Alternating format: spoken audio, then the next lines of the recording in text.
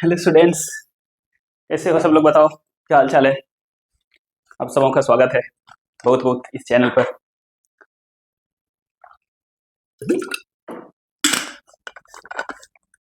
थोड़ा पानी वानी पी लेता हूँ, ठीक है। तो मेरा नाम है गौरव, आप लोगों को बहुत बहुत दिल से स्वागत है इस छोटे से नन्हे से मुन्ने से चैनल पर, ठीक है। हम लोग क्या पढ़ रहे हैं? हम लोग पढ़ रहे हैं सर ह्यूमन फिजियोलॉजी। क्या पढ़ रहे हैं? We are continuing human physiology, ठीक है। लेक्चर देख रहे हो सीक्वेंस में? Yes sir. तो आज होगा लेक्चर नंबर 4, ठीक है। और आज का टॉपिक है ट्रांसपोर्ट ऑफ गैसेस, ठीक है। इंपॉर्टेंट टॉपिक है, समझने वाला टॉपिक है, ध्यान देना पड़ेगा तब आपको समझ में आएगा, ठीक है। वहां से क्वेश्चन खूब आते हैं, नीट में भी बहुत सारे क्वेश्चन आए हुए हैं, समझ में आया। तो उसके बाद ट्रांसपोर्ट ऑफ गैसेस, फिर बाद में सिर्फ छोटा सा आधा घंटा में सारा हो जाएगा। 15-20 मिनट का टॉपिक है रेगुलेशन ऑफ रेस्पिरेशन और दूसरा डिसऑर्डर, ठीक है। वो आधे घंटे का 20 मिनट का लेक्चर बना करके डाल दूंगा, ठीक है। ये लेक्चर 1.5 घंटे का चलेगा एकदम आराम से। उसके बाद क्वेश्चन प्रैक्टिस, अच्छा क्वेश्चन लाए हैं, पीवाईक्यू लाए हैं, अच्छे लेवल का लाए हैं, तुम्हारा दिमाग यूज होगा, ठीक है। अगर पढ़ोगे तब बनेगा। चलो, जो पहले से पढ़े हैं उससे बनेगा, जो बहुत स्मार्ट है डायरेक्ट वो क्वेश्चन प्रैक्टिस पर जा सकते हैं। चलो, तो इतना पढ़ेंगे ट्रांसपोर्ट ऑफ गैसेस, उसके बाद हम लोग एनसीईआरटी का रेडी करेंगे, उसके बाद अच्छा एमसीक्यू प्रैक्टिस कर लेंगे, ठीक है। आगे बढ़ूं, मैं देख लूं सही है। टन टन टन टन टन टन टन टन टन।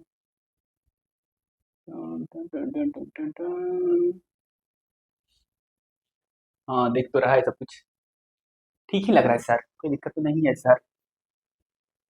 चलिए, तो आगे बढ़ते हैं हम लोग। आज का टॉपिक हम लोगों का होगा स्टेप्स ऑफ रेस्पिरेशन। ये तो पढ़ चुके हो तुम, स्टेप्स ऑफ रेस्पिरेशन पढ़े हो कि नहीं पढ़े हो? यस, पढ़ चुके हो। जल्दी जल्दी तुमको रिवीजन करा दो। पूरे रेस्पिरेशन में क्या होता है, पूरे इस चैप्टर में 2 बार 3 बार बता दिए। पहले लेक्चर में बताए थे, तीसरे लेक्चर में बताए, फिर आज हम लोग डिस्कस कर रहे हैं। आज तुमसे पूछना, जल्दी बताओ क्या होता था सर रेस्पिरेशन में? सर रेस्पिरेशन में होता है क्या? एटमॉस्फेरिक एयर सर, ऑक्सीजन आता है, होता है ना, फिर ऑक्सीजन यहाँ आता है सर। यहाँ आने के बाद क्या होता है सर? ये है राइट है, इधर इधर इधर इधर राइट, इधर इधर इधर लेफ्ट, ठीक है। तो ये है राइट एट्रियम, ये क्या है? ये है लेफ्ट एट्रियम, ये क्या है? राइट वेंट्रिकल, ये क्या है? लेफ्ट वेंट्रिकल, ठीक है। तो ये क्या होता है यहाँ से सर? यहाँ से मतलब इससे इससे इससे इससे राइट वेंट्रिकल से क्या है, कोई वेन आता है सर यहाँ, और यहाँ जाता है इम्प्योर ब्लड लेकर के। इम्प्योर ब्लड लेकर के जाता है तो ऑक्सीजन उसमें से इसमें आ जाता है। तो प्योर यानी कि इम्प्योर यानी डीऑक्सीजनेटेड ब्लड लेकर के जाता है, वहां से ऑक्सीजन का यहाँ ट्रांसफर हो जाता है ना भाई, हो जाता है। उसके बाद फिर ये ऑक्सीजनेटेड हो जाता है, और जब ऑक्सीजनेटेड हो जाता है तो फिर ये आ जाता है, कहाँ आ जाता है? तो यहाँ कहीं लेफ्ट एट्रियम में आ जाता है, ये ना होता है भाई। लेफ्ट एट्रियम से फिर लेफ्ट वेंट्रिकल में जाता है, और लेफ्ट वेंट्रिकल से कहाँ चला जाता है? पूरे बॉडी में चला जाता है, जिसको हम लोग यहाँ से ऐसे निकाल देते हैं। ऐसे निकाल दो, इधर ऐसे निकाल दो, ऐसे निकाल दो, और फिर यहाँ ये कहाँ चला जाएगा? ये टिश्यू में चला जाएगा। अच्छा से नहीं बनाना, अच्छा से पढ़ा चुके हैं 3rd लेक्चर में, इससे पहले वाले लेक्चर में, ठीक है भाई। तो ये टिश्यू में जाएगा सर। टिश्यू में ये क्या लेकर के आया है? ऑक्सीजनेटेड ऑक्सीजनेटेड ऑक्सीजनेटेड ऑक्सीजन लेकर के आया है। ऑक्सीजन टिश्यू को दे देता था सर, ऑक्सीजन टिश्यू को दे देता था। उसके बाद ये टिश्यू क्या करता है? मेटाबॉलिज्म करता है, तो CO2 बनाता है सर। CO2 बनाता है तो CO2 इसमें डाल दे रहा है सर, तो ये ब्लड फिर से डीऑक्सीजनेटेड हो गया सर। तो ये ब्लड फिर कहाँ चला जाएगा? तो ये फिर ब्लड चला जाएगा कहाँ कहाँ कहाँ चला जाएगा? राइट एट्रियम में, राइट एट्रियम में चला जाएगा, ठीक है। राइट एट्रियम से फिर राइट वेंट्रिकल में चला जाएगा, राइट वेंट्रिकल से फिर से लंग्स में जाएगा। इस तरह से ये साइकिल घूमते रहेगा। समझ में आया? समझे कि नहीं समझे? ये सब तुमको पता है। तो पहला स्टेप उसके बाद ये जो कौन सा राइट वेंट्रिकल से जो इम्प्योर यानी डीऑक्सीजनेटेड ब्लड निकला था, ये डीऑक्सीजनेटेड ब्लड जाएगा लंग्स के पास, ये अपना CO2 इसमें डाल देगा, CO2 इसमें डाल देगा, ऑक्सीजन ले लेगा, ये साइकिल चलते रहता है। तो तुम जानते हो इस स्टेप में क्या होता है? पहला सर ये CO2 जो आया, अब ये CO2 हम लोग जो एक्सहेलेशन करते हैं उससे बाहर निकाल देंगे, कोई दिक्कत नहीं। चलो, तो पहला स्टेप क्या हुआ? पहला हुआ पल्मोनरी वेंटिलेशन यानी ब्रीदिंग, ठीक है। एटमॉस्फेयर से ऑक्सीजन लेना और एटमॉस्फेयर में कार्बन डाइऑक्साइड छोड़ देना, ठीक है। ये पहला पॉइंट हो गया। दूसरा पॉइंट क्या हुआ? एक्सचेंज ऑफ गैसेस, ठीक है। एक्सचेंज ऑफ गैसेस, ये तो कई बार अब याद हो गया होगा भाई। तीसरा पॉइंट अब क्या होता है? तो जब गैसेस नहीं होता है तो इसमें ऑक्सीजन वाला ब्लड आ रहा है यहाँ तक जा रहा है ना, तो ये ऑक्सीजन वाला ब्लड जो यहाँ आ रहा है, मतलब ऑक्सीजन को कैरी किया जा रहा है, ढोया जा रहा है, तो इसको क्या बोलेंगे? इसको बोलेंगे ट्रांसपोर्ट ऑफ गैसेस। क्या बोलेंगे? Transport of gases. तो इसको बोलेंगे ये क्या हो रहा है? ये हो रहा है ट्रांसपोर्ट दिख रहा है ना भाई, ये लिखा हो किनारे में, एक बार देखने दो जल्दी से। ट्रांसपोर्ट, हाँ दिख ही रहा है, हाँ दिख रहा है सर, दिख रहा है। ट्रांसपोर्ट ऑफ गैसेस हो जाएगा।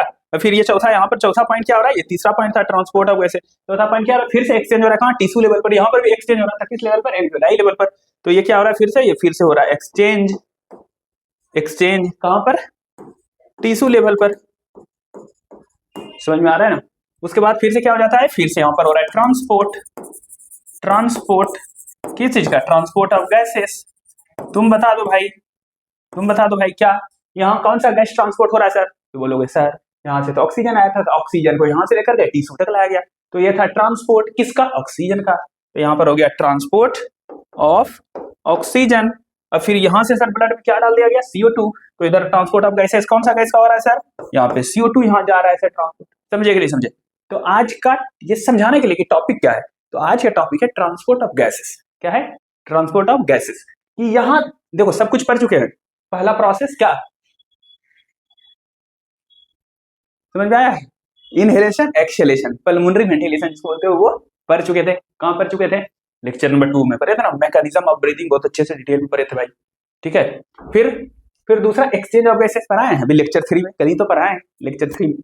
ठीक है, एक्सचेंज ऑफ गैसेस तो ये भी पढ़ लिए, और एक्सचेंज ऑफ गैसेस तो टिश्यू लेवल और alveoli level. Exchange of gases तो पढ़ चुके हैं, तो बच क्या गया सर, ये भी पढ़ ही चुके हैं सर सेकंड लेक्चर में, है ना। ये भी पढ़ ही चुके हैं सर थर्ड लेक्चर में, तो बच गया ट्रांसपोर्ट ऑफ गैसेस। ठीक है, तो ट्रांसपोर्ट ऑफ गैसेस आज पढ़ेंगे। ऑक्सीजन सर यहाँ इसमें से ऑक्सीजन सर आता है एल्वियोलाई यानी लंग से ब्लड में, और फिर ब्लड जो है ऑक्सीजनेटेड ब्लड टिश्यू तक ट्रांसपोर्ट करता है ऑक्सीजन को, और फिर टिश्यू से ब्लड जो है ऑक्सीजन कार्बन डाइऑक्साइड को लेकर के चला जाता है लंग्स तक। ये ट्रांसपोर्ट आज पढ़ना है, आज का टॉपिक यही है। ठीक है, जल्दी बता दो क्या क्या हो गया, नहीं लिखेंगे तुम लिख लोगे ना। पहला पॉइंट यहाँ पर क्या हो जाएगा, बोलो, पल्मोनरी वेंटिलेशन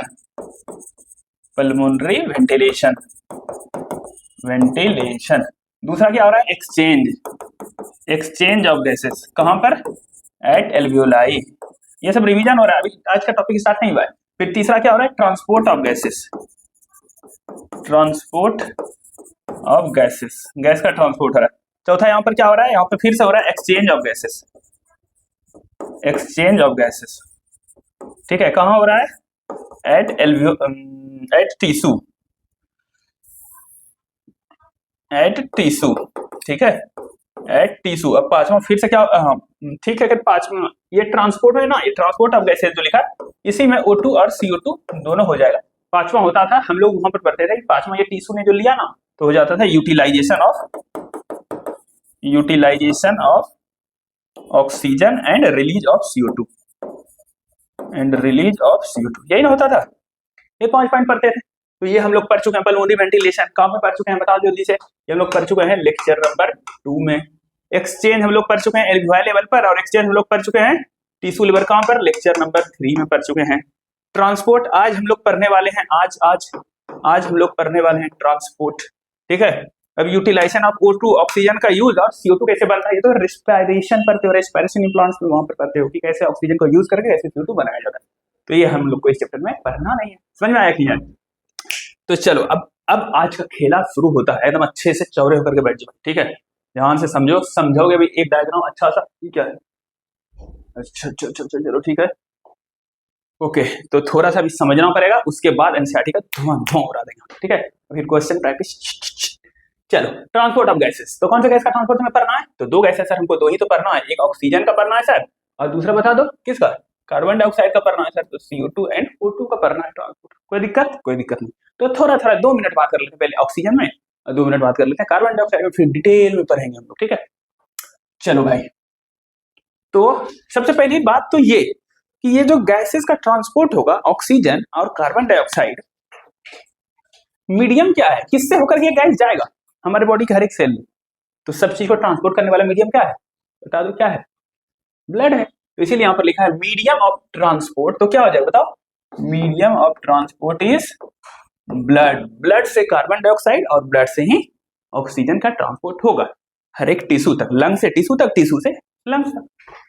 चलो, तो थोड़ा ऑक्सीजन ट्रांसपोर्ट के बारे में बात कर लेते हैं, फिर हम लोग कार्बन डाइऑक्साइड ट्रांसपोर्ट के बारे में बात कर लेंगे। ठीक है, तो देखो ऑक्सीजन का जो ट्रांसपोर्ट होता है, तो कुछ ऑक्सीजन 2 फॉर्म में, कुछ ऑक्सीजन इस रूप में, कुछ ऑक्सीजन इस रूप में। तो सुनो ध्यान से, कि ज्यादातर जो ऑक्सीजन है यानी 97% ऑक्सीजन जो है, और कितना परसेंट बच गया, 3% सर बच गया, 97% और 3%, 97% जो ऑक्सीजन है इसको कौन कैरी करता है सर, किससे होकर जाएगा तो सर ब्लड से होकर के। ब्लड में भी बहुत चीज होता है सर, प्लाज्मा होता है और फॉर्म्ड एलिमेंट होता है, फॉर्म्ड एलिमेंट में डब्ल्यूबीसी, आरबीसी, प्लेटलेट्स ये सब होता है सर, है ना। बताओ किसका काम था, डब्ल्यूबीसी, आरबीसी, प्लेटलेट्स में किसका काम था, गैसेस को ट्रांसपोर्ट करना, गैस को कैरी करना, बताओ अरे हो, यस आरबीसी। तो चलो ये है आरबीसी, ठीक है यार समझ में आया। तो 97% ऑक्सीजन जो है किससे, आरबीसी, ठीक है, आरबीसी मतलब हीमोग्लोबिन, वही कैरी करता है। और 3%, और जानते हो ना आरबीसी के अंदर क्या होता है, हीमोग्लोबिन। हीमोग्लोबिन के साथ जब ये ऑक्सीजन मिल जाएगा तो किस रूप में जाएगा, ट्रांसपोर्ट किस रूप में होगा, ऑक्सी हीमोग्लोबिन के रूप में। तो यहाँ पर लिख सकते हैं एज, किस रूप में, एज ऑक्सी हीमोग्लोबिन। समझ में आया।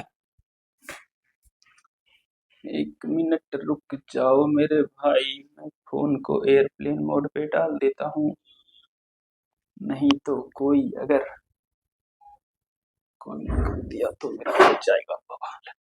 चलो ठीक है, समझ में आ गया इतना बात, ठीक। आगे 3% जो बच गया वो किससे होकर के जाता है, तो ब्लड में होता है प्लाज्मा, तो उससे होकर के जाता है। तो 3% जाता है किससे, प्लाज्मा से होकर के। तो प्लाज्मा में किस रूप में, ऐसे डिसॉल्व हो जाएगा, उसमें प्लाज्मा में कुछ गैस होता है ना, डिसॉल्व हो सकता है, तो यहाँ पर हो जाएगा डिसॉल्व स्टेट, डिसॉल्व्ड स्टेट। कुछ गैसेस कुछ लिक्विड में होता है ना सॉल्युबल, तो डिसॉल्व हो गया, 3% बहुत कम डिसॉल्व होता है, 97% इस रूप में जाता है। समझ में आया, इतना ओवरव्यू समझ में आ गया। अब आ जाओ CO2 ट्रांसपोर्ट पर। कार्बन डाइऑक्साइड का जो ट्रांसपोर्ट है, सुनो समझो ध्यान से, कार्बन डाइऑक्साइड का जो ट्रांसपोर्ट है ये भी दो पार्ट में, 20 से 25% जो कार्बन डाइऑक्साइड का ट्रांसपोर्ट होता है वो होता है आरबीसी से, आरबीसी से, ये कम होता है आरबीसी से, ठीक है। और सुनो ध्यान से, जब कार्बन डाइऑक्साइड आरबीसी से बाइंड करता है कौन से रूप में, यहाँ पर फंसाओगे तो मैं फंसाया जाएगा, क्या बताओ तो, कार्बन डाइऑक्साइड जब आरबीसी में क्या होता है, हीमोग्लोबिन, आरबीसी में क्या होता है, हीमोग्लोबिन होता है। जैसे यहाँ क्या था, ऑक्सीजन बाइंड किया किससे, आरबीसी में जो हीमोग्लोबिन था तो क्या बना, ऑक्सीजन के साथ हीमोग्लोबिन बना, तो ऑक्सी हीमोग्लोबिन बना। तो उसी तरह बताओ कार्बन डाइऑक्साइड के साथ जब हीमोग्लोबिन बनेगा तो मिलेगा तो क्या बनेगा, बोलो। बोल रहे हो तुम कार्बोक्सी हीमोग्लोबिन, एकदम गलत, ऐसे ऐसे -5 होगा भाई तुम्हारा, ठीक है।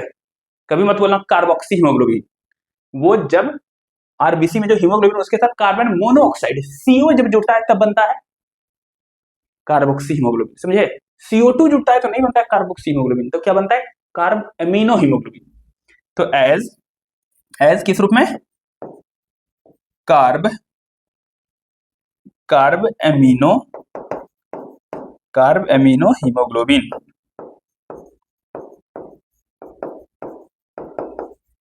Carb amino haemoglobin. समझ में आया।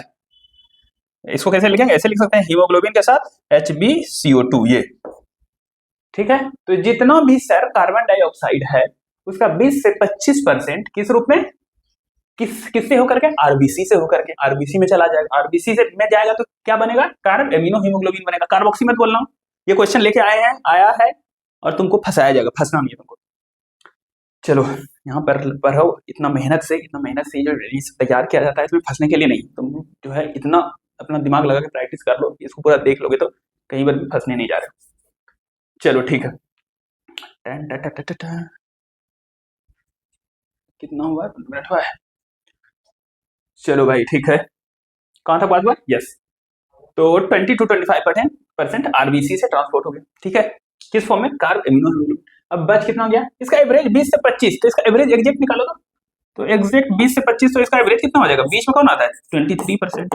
समझे कि नहीं समझे, 20 और 25 के बीच में 23 आता है ना भाई, हाँ ठीक।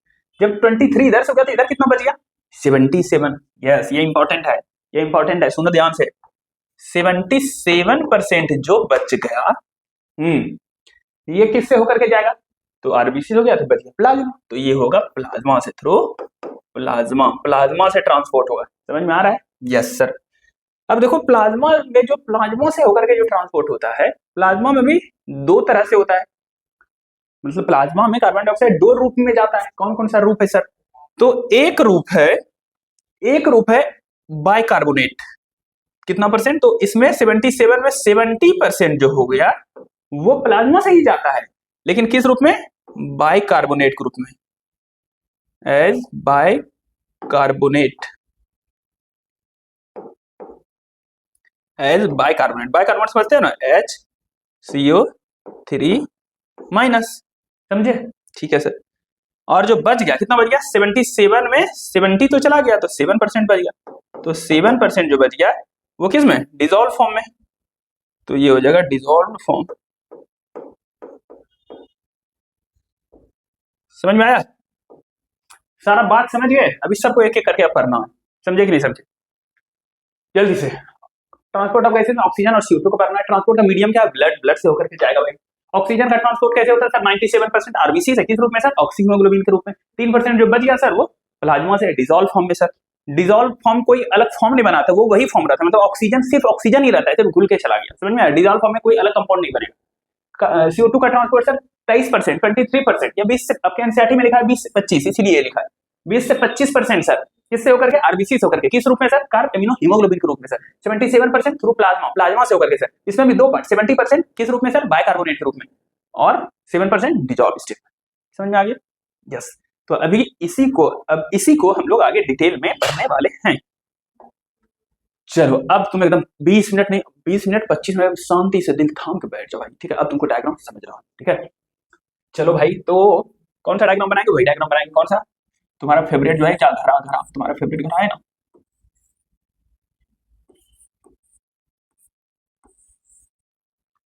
तेरा घरा बन गया सर।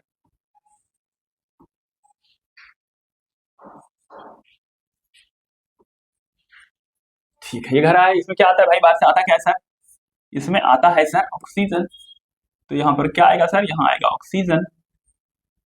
ठीक है, और क्या बनाना पड़ेगा सर, और अब ये क्या बनाते हैं, और पाइप बनाइए सर, है ना। तो चलो ठीक है, हार्ट नहीं बनाते, हार्ट से निकलने वाले सिर्फ पाइप दिखा देते, ठीक है।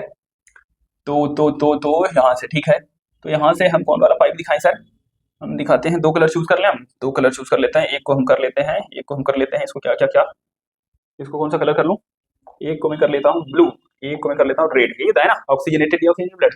तो यहाँ से अगर जाएगा तो ऑक्सीजनेटेड, तो रेड से दिखाऊंगा सर। ठीक है, ये हो जाएगा रेड, तो ये गया, ये गया,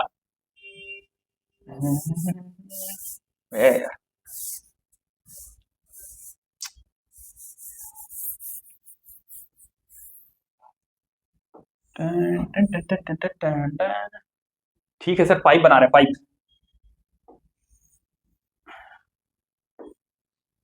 ठीक है, ये पाइप बना दिए सर, इधर तो ये वाला बना दिया सर, इधर इधर कौन वाला सर, इधर ब्लू वाला पाइप बनाना पड़ेगा सर।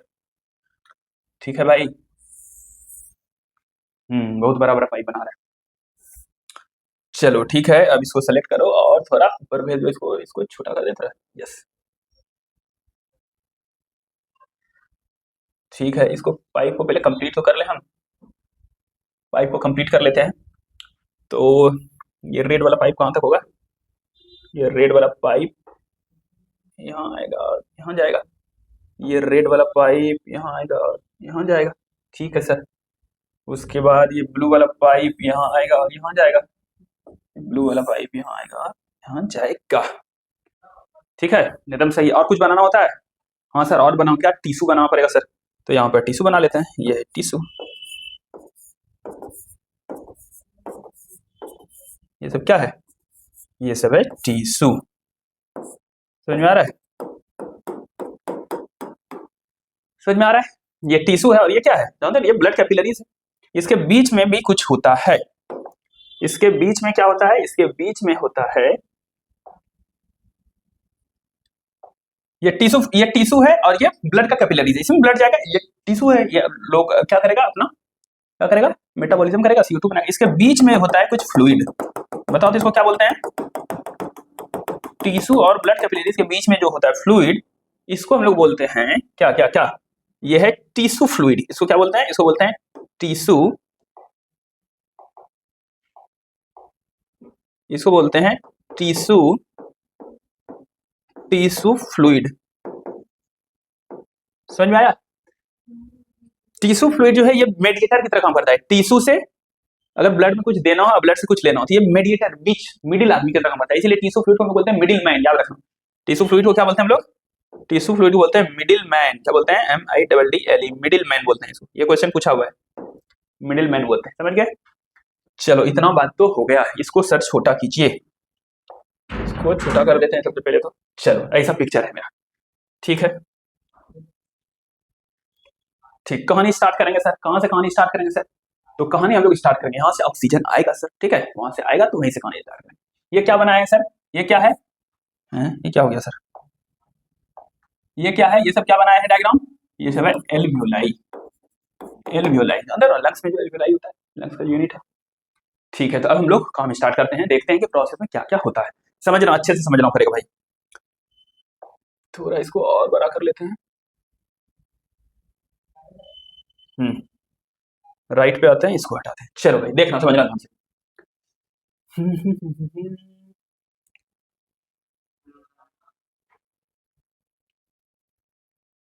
ये जो है क्या है, ये ऑक्सीजन है। ये ऑक्सीजन जो एल्वियोलाई में एक्सचेंज होगा नहीं होगा इसका, तो ऑक्सीजन कहाँ आएगा? तो ये ऑक्सीजन जो आएगा, आएगा किसमें, इस ब्लड में आएगा, है ना। तो ये जो ऑक्सीजन आता है, इसका बताया ना, दो तरह से ट्रांसपोर्ट होगा, दो तरह से ट्रांसपोर्ट होगा ना ऑक्सीजन का। तो दो काम होगा इसका, दो हाल होगा, दो हाल होगा। तो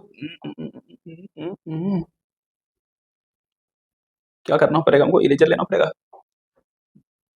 बे यार इतना मोटा इरेजर काहे हो गया है? बोले ना अभी, क्या ऑक्सीजन का ट्रांसपोर्ट, ऑक्सीजन का ट्रांसपोर्ट दो तरीके से होता है सर। तो वो कौन कौन सा दो तरीका है सर?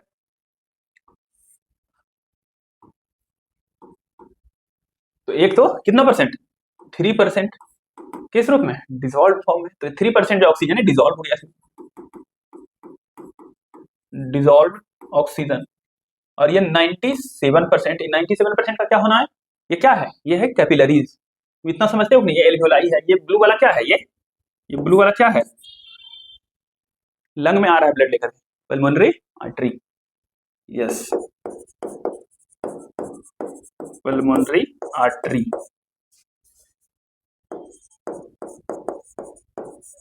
और ये क्या है, ये लंग से लेकर के आ रहा है, कहाँ जाएगा, हार्ट में जाएगा, तो ये हो जाएगा पल्मोनरी वेन, दिख रहा है ना, पल्मोनरी वेन। ये सब पढ़ाया है भाई लेक्चर 2 में।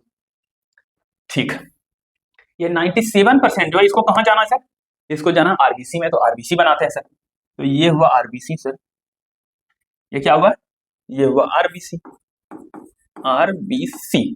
आरबीसी में क्या होता है सर, तो आरबीसी में होता है सर हीमोग्लोबिन, ठीक है ना। तो इसके अंदर ये क्या है, ये है हीमोग्लोबिन, समझ में आया, ठीक है सर। ये 97% जो ऑक्सीजन है वो जाएगा आरबीसी में, जाएगा कि नहीं। और आरबीसी में कौन है, हीमोग्लोबिन है, तो उसके साथ जुड़ेगा कि नहीं जुड़ेगा, एकदम जुड़ेगा सर। तो क्या होगा, ये है सर ऑक्सीजन, ठीक है। हीमोग्लोबिन को ना रेड कलर से दिखा देना चाहिए, तो और अच्छा हो जाएगा कि आरबीसी हीमोग्लोबिन रेड होता है ना, तो उसको रेड को रेड से दिखा देंगे तो अच्छा हो जाएगा। तो ये हो गया रेड से, ये क्या हो गया, ये हो गया ये हो गया हीमोग्लोबिन, और ये पूरा है आरबीसी। अब इसके अंदर आएगा कौन, इसके अंदर आएगा ऑक्सीजन, और ये तो खुद है क्या है, हीमोग्लोबिन है।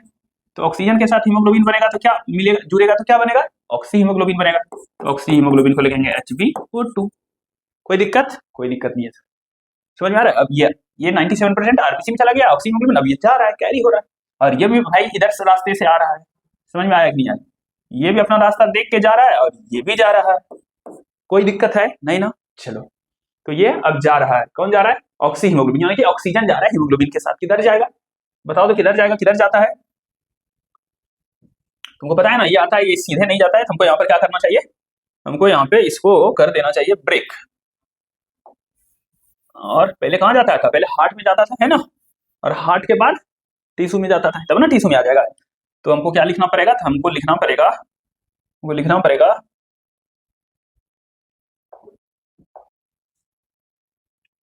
हमको लिखना पड़ेगा ये कहाँ जा रहा है ब्लड, ये सब कहाँ जाएगा, ये सब कहाँ जाएगा, ये पहले जाएगा, कहाँ जाएगा, टू हार्ट, हार्ट में जाएगा, हार्ट, हार्ट में कहाँ, लेफ्ट साइड में, लेफ्ट एट्रियम में, लेफ्ट वेंट्रिकल में। उसके बाद उससे कहाँ जाएगा, तब ये टिश्यू फ्लूइड में जाएगा, तो to tissue fluid, to tissue fluid, tissue fluid क्यों लिखें, टू टिश्यू लिखते हैं ना, सिर्फ टिश्यू में जा रहा है। चलो सर कोई दिक्कत नहीं है इतना, इतना दूर तक तो कोई दिक्कत नहीं है।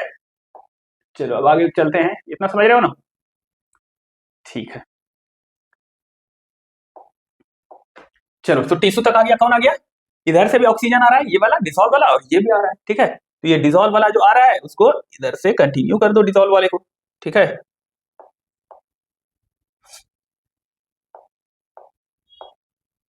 तो ये जो डिसॉल्व वाला आ रहा था, ये डिसॉल्व वाले को ऐसे कंटिन्यू कर देते हैं, और ये आरबीसी वाला जो आ रहा है उसको भी कंटिन्यू कर देते हैं। इस आरबीसी को बनाते हैं फिर से, ये है आरबीसी, ये आरबीसी है ना। आरबीसी में क्या बना है बोलो? आरबीसी में तो बहुत सारा हीमोग्लोबिन है, और वो बनाया क्या है? वो बनाया है HbO2। ये क्या हुआ? ऑक्सी हीमोग्लोबिन हुआ। अब ये आ कहाँ गया है? टिश्यू लेवल पर आ गया है। तुम कल पढ़े हो ना कि टिश्यू लेवल पर एक्सचेंज ऑफ गैसेस होता है, क्यों? पार्शियल प्रेशर के डिफरेंस की वजह से। यहाँ पर जो ऑक्सीजन आया होगा, इस ऑक्सीजन का कितना होगा? 95 होगा पार्शियल प्रेशर। यहाँ तो कितना होता है? 40 होता है। यहाँ एक्सचेंज ऑफ गैसेस हो जाता है, कल पढ़ चुके हो ना, वो दिमाग लगाना है यहाँ पे। तुमको पता है ना क्या होता था? तो ये क्या होगा, अब यहाँ पर जो ऑक्सी हीमोग्लोबिन बन के आया था, यहाँ पर चूंकि पार्शियल प्रेशर डिफरेंट है, उल्टा है। यहाँ पर कितना है? PO2। यहाँ पर PO2 कितना है? 40। इसमें PO2 कितना होगा? PO2 इसमें होगा 95। तो ज्यादा की वजह से यहाँ आ जाएगा, तो ये टूट जाएगा। ये जो है HbO2 ये टूट जाएगा, और टूट जाएगा तो इससे निकल जाएगा ऑक्सीजन, ठीक है। HbO2 टूट जाएगा, Hb इसे लिख दूं, ये टूट जाएगा, तो ये हो जाएगा Hb+O2। ये टूट गया, ये टूट गया, ये एरो दिखाएंगे टूट गया, और ये ऑक्सीजन इस टिश्यू में चला गया। समझे कि नहीं समझे? और ये जो डिजॉल्व वाला जो आ रहा था, डिजॉल्व वाला ये भी टिश्यू में चला जाएगा, डिजॉल्व वाला ऑक्सीजन में टिश्यू में चला जाएगा। क्यों? क्योंकि पार्शियल प्रेशर का डिफरेंस। समझे कि नहीं समझे? कोई दिक्कत है? ये टिश्यू करता क्या है? मेटाबॉलिज्म करता है। तो इस टिश्यू में क्या भरा भरा है? इस सब टिश्यू में क्या भरा हुआ है? CO2 भरा हुआ है। CO2 भरा हुआ है क्योंकि मेटाबॉलिज्म कर रहा था, CO2 भरा हुआ है। समझ में आ रहा है यहाँ तक? कोई दिक्कत नहीं सर। अब ये सब CO2 जो है, ये CO2 अब क्या होगा? CO2 जाएगा इस कैपिलरीज में जाएगा, तभी से देखो यहाँ से कलर चेंज हो गया। अब ये क्या हो जाएगा? डीऑक्सीजनेटेड ब्लड हो जाएगा। तो CO2 बोले ना, तीन तरह से जाता है, तीन रूप में जाता है। तो कुछ CO2, चलो जैसे इसको दिखाएं, ये CO2 कितना परसेंट बोले थे? कितना परसेंट? 23%, 70% और 7%, ठीक है। तो चलो सबसे पहले लिख देते हैं 7%। 7%, तो ये 7% इसमें चला गया, है ना। किसमें? डिजॉल्व फॉर्म में। डिजॉल्व फॉर्म में किसका बात हो रहा है? डिजॉल्व CO2, कार्बन डाइऑक्साइड का बात हो रहा है, समझे? Dissolve CO2। चलो और कुछ बच गया, कितना बच गया? और कुछ बच गया सर, और बच गया कितना? ले लो 23% वाला ले लो। तो 23%, 23% किस तरह से जाता था? ये 23% सर क्या करता था? आरबीसी में जाता था। और फिर और कुछ बच गया, ये और कितना? 70% बच गया सर। ये 70% वाला ले लीजिए सर, 70% वाला ले लेते हैं। ये 70% वाला भी कहाँ जाता था? ये भी आरबीसी, ये भी आरबीसी में ही जाता था, याद है कि नहीं? 70% नहीं भी समझ में आ रहा है क्या बोला? ये okay okay okay okay okay, ये 7% डिजॉल्व, ठीक ठीक, अभी समझ जाओगे, पूरा बात समझा। ये दोनों आरबीसी में ही जाना है, अभी तुमको थोड़ा कंफ्यूजन हो रहा होगा, पूरा बात ध्यान से सुनो, ठीक है। ये बनाया आरबीसी, क्या बनाया? आरबीसी। फिर से बनाते हैं बड़ा सा थोड़ा और आरबीसी। ये बनाया आरबीसी, ठीक है। ये क्या है? ये है आरबीसी। ये आरबीसी इधर से जो चलते हुए आ रहा था, इसका ऑक्सीजन तो ले लिया, अब इसी को CO2 दिया जाएगा। तो देखो क्या होगा, इसमें है क्या? आरबीसी में क्या है? आरबीसी में है सर हीमोग्लोबिन। इसमें क्या है? हीमोग्लोबिन है, ठीक। सुनना और समझना ध्यान से, ये बहुत इंपॉर्टेंट है, यहाँ पर समझने वाला बात है, ठीक है। इसको हम क्या करते हैं, इसको हम थोड़ा और बड़ा करके इधर ला लेते हैं, और तुम्हें और बड़ा करके समझाएंगे उसको, ठीक है।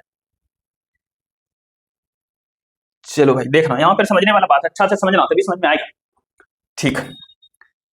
ये 70% जो क्या है? कार्बन डाइऑक्साइड है। ये कहाँ गया? ये गया इसमें, किसमें? आरबीसी में। आरबीसी में क्या है? हीमोग्लोबिन। इसमें है हीमोग्लोबिन, और इसमें क्या होगा? इसमें होगा वाटर। वाटर तो होगा ही, होगा कि नहीं होगा भाई? हीमोग्लोबिन है तो वाटर तो होगा ही।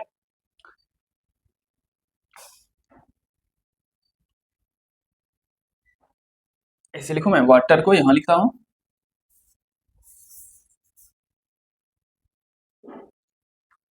वाटर को मैं यहां लिखता हूं, और हीमोग्लोबिन को मैं यहां लिखता हूं। हीमोग्लोबिन है, वाटर होगा ही। चलो ये 70%, ये 70% कार्बन डाइऑक्साइड जो आया है, ये जाएगा और ये जाके रिएक्ट करेगा वाटर से। समझ में आ रहा है? किससे रिएक्ट करेगा? वाटर से।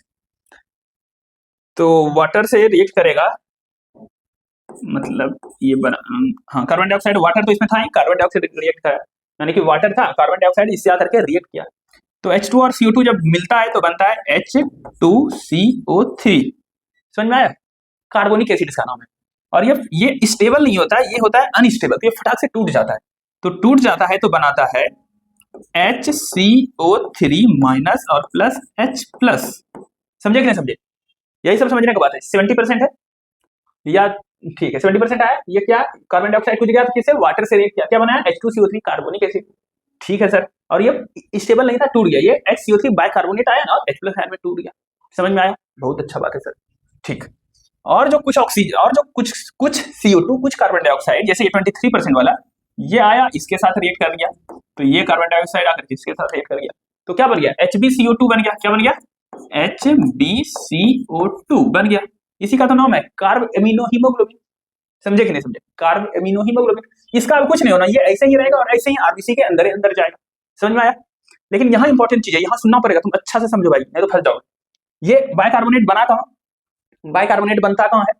सुनो ध्यान से, ये वाटर और CO2 मिल करके जो ये बनाता है, ये बनाने के लिए एंजाइम चाहिए कार्बोनिक एनहाइड्रेस। यहाँ पर शॉर्ट में लिखते हैं CA, कार्बोनिक एनहाइड्रेस। इस स्टेप को टूटने के लिए भी एंजाइम चाहिए कार्बोनिक एनहाइड्रेस।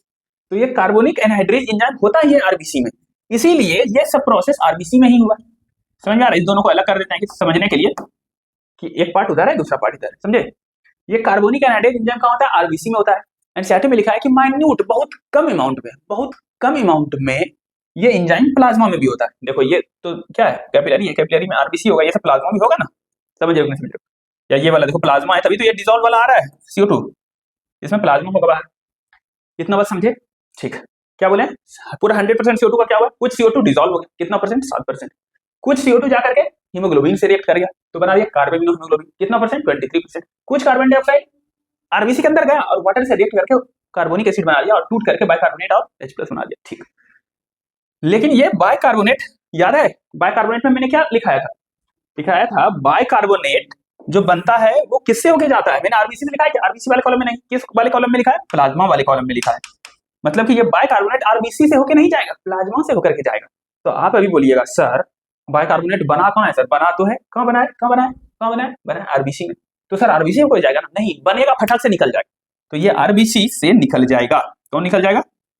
ये जो है बाइकार्बोनेट। ठीक है,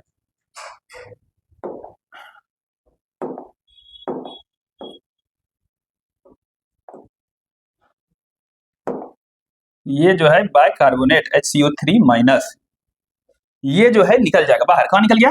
ये इसमें। ठीक है, किसमें निकल गया? ये क्या है? प्लाज्मा में। यहाँ आ गया HCO3 माइनस। समझ में आया? कहाँ से? आरबीसी से निकल गया। सुनना ध्यान से, बहुत इंपॉर्टेंट बात है। अब देखो, अब तो निगेटिव आयन तो कम हो गया ना, किसमें? आरबीसी के अंदर HCO3 माइनस निगेटिव आयन कम हो गया, तो अब तो पॉजिटिव बढ़ने लगेगा, तो अनबैलेंस हो जाएगा ना। तो इसको बैलेंस करने के लिए ये प्लाज्मा से बैलेंस करने के लिए प्लाज्मा से क्लोराइड आयन, एक नेगेटिव आयन इसमें एंटर कर जाता है बैलेंस करने के लिए। समझे कि नहीं समझे? कि बैलेंस रहे, क्योंकि बाइकार्बोनेट को निकलना था तो क्लोराइड गया। इसी को बोलते हैं क्लोराइड शिफ्ट। क्या बोलते हैं? CHLORIDE, क्लोराइड शिफ्ट बोलते हैं। क्या बोलते हैं? Chloride shift. क्यों हुआ क्लोराइड शिफ्ट? क्योंकि बाइकार्बोनेट को बाहर निकलना था आरबीसी से, तो उसको बैलेंस करने के लिए एक नेगेटिव आयन चला गया। कहाँ चला गया बोलो? Inside the RBC. ये शिफ्ट हो गया तो क्लोराइड शिफ्ट हो गया। क्लोराइड शिफ्ट कहाँ होता है बोलो? किस लेवल पे? टिश्यू के लेवल पे। क्लोराइड कहाँ से कहाँ जाता है? तो प्लाज्मा से आरबीसी में जाता है। समझे कि नहीं भाई? ठीक है सर, चलो इतना हो गया तो अब कोई दिक्कत नहीं है। अब बताओ ये बाइकार्बोनेट कहाँ आ चुका है? प्लाज्मा में, तब ये बाइकार्बोनेट जाएगा, ऐसे ही जाएगा। ऐसे समझने के लिए कि देखो ये क्या है, ब्लड में क्या है? ये प्लाज्मा में सोडियम क्लोराइड होता है, NaCl होता है। तो ये कार्बोनेट सोडियम के साथ जुड़ सकता है, सोडियम कार्बोनेट बना करके जाएगा, लेकिन जाएगा तो प्लाज्मा में ही ना, जाएगा तो कार्बोनेट के रूप में ही ना। समझे कि नहीं? चलिए सर, इतना बात हो गया, अब इसको करो छोटा। यहाँ का बात हो गया सर, अब क्या कीजिए सर? अब आगे बढ़िए सर। चलो ठीक है, यहाँ हो गया। अब इसी तरह से क्या क्या होगा सुनना ध्यान से, देखो समझाओ हमको, हम ही को समझाना पड़ेगा। तुम्हें बताओ कि क्या क्या अब हुआ है सर और क्या क्या होगा सर। राइट पे आओ, इसको नीचे करो। इतना बात यहाँ पे हो गया सर। अभी क्या हो रहा है? ये बाइकार्बोनेट ये बाइकार्बोनेट जा रहा है ना HCO3 माइनस। या सोडियम जो होगा तो NaHCO3, ठीक है, हमको उससे मतलब नहीं है, हमको जानते हैं बाइकार्बोनेट फॉर्म में। और क्या हुआ, और ये भी सर जा रहा है, ये आरबीसी तो खुद जा रहा है, आरबीसी भी चल रहा है ना, ये किस इसमें क्या है, इसमें CO2 किस फॉर्म में है, हीमोग्लोबिन के साथ जुड़ा हुआ कार्ब इम्यूनो हीमोग्लोबिन, और ये डिजॉल्व वाला भी जा रहा है सर, ये डिजॉल्व CO2 भी जा रहा है, ये भी जा रहा है सर, सब जा रहा है, समझे कि नहीं समझे, ब्लड के साथ सब जा रहा है, जाते जाते कहाँ पहुंच रहा है, लंग के पास पहुंच जाएगा सर, ठीक है। देखो बीच में जैसे यहाँ हार्ट हुआ ना और टिश्यू, इसमें भी बीच में हार्ट में जाना चाहिए, तो हम थोड़ा लिख दें, यहाँ पर क्या करें, यहाँ पर पहले थोड़ा हार्ट में जाएगा, हार्ट से ना जाता है, तुमको पता है ना, हार्ट में रहता है, हार्ट से लंग्स में जाता है, तो बीच में एक बार हमको कहीं दिखाना पड़ेगा,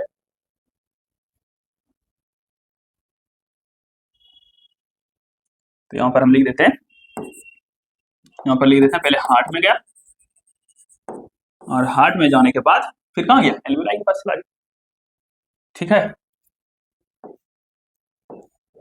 चलो ये बात हो गया, ये चलो ये भी जा रहा है, और ये डिजॉल्व फॉर्म वाला भी जा रहा है, CO2 डिजॉल्व फॉर्म वाला भी CO2 जा रहा है, कहाँ पहुंच गया, लंग्स के पास पहुंच गया, लंग्स के पास जब पहुंच गया था, तुम जानते हो पार्शियल प्रेशर का डिफरेंस होता है कि ये सबके पास, इसमें तो बहुत CO2 है, वहां CO2 नहीं है, तो CO2 को उधर निकलना पड़ेगा, तो यहाँ पर क्या होगा, सुनो और समझो ध्यान से, ये वाला जो CO2 है, ये डिजॉल्व वाला, ये तो पार्शियल प्रेशर का डिफरेंस होगा, ये CO2 तो सीधा निकल करके चला जाएगा वहां, ये CO2 को तो कोई दिक्कत नहीं, ये CO2 आया निकल करके चला गया, यहाँ पार्शियल प्रेशर का डिफरेंस हुआ, ठीक।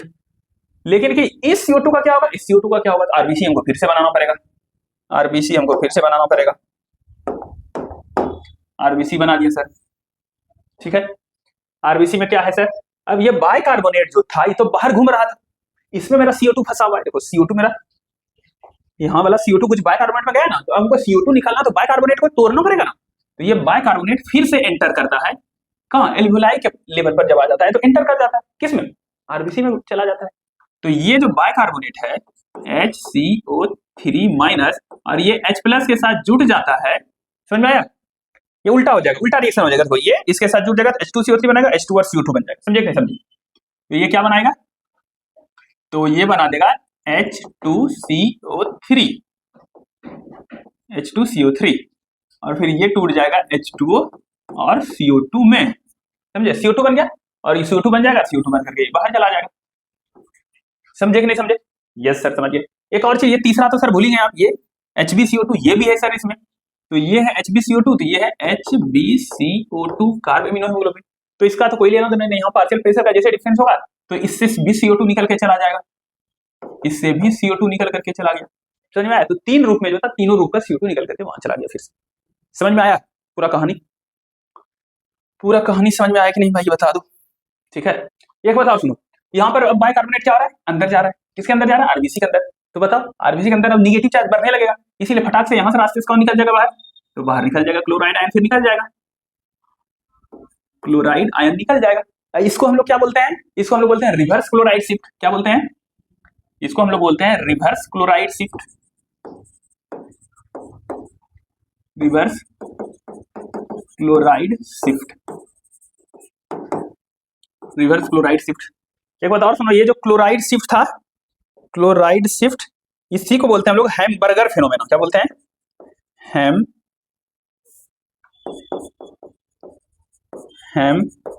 हैमबर्गर्स फेनोमेनन, क्लोराइड ही बोलते हैं, समझे, रिवर्स क्लोराइड शिफ्ट को नहीं, तुमको पूछा जाएगा क्लोराइड शिफ्ट कहाँ होता है, टिश्यू लेवल पर कि लंग के लेवल पर, तो देखो टिश्यू के लेवल पर क्या हुआ क्लोराइड शिफ्ट, लंग के लेवल पर क्या हुआ रिवर्स क्लोराइड शिफ्ट, समझे कि नहीं समझे, यस।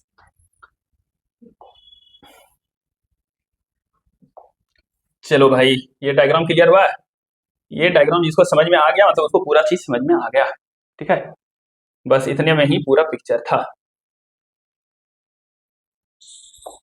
चलो इसमें पूरा दिख रहा है इस स्लाइड में, और थोड़ा सा ऊपर कर दे तो और अच्छा हो जाएगा,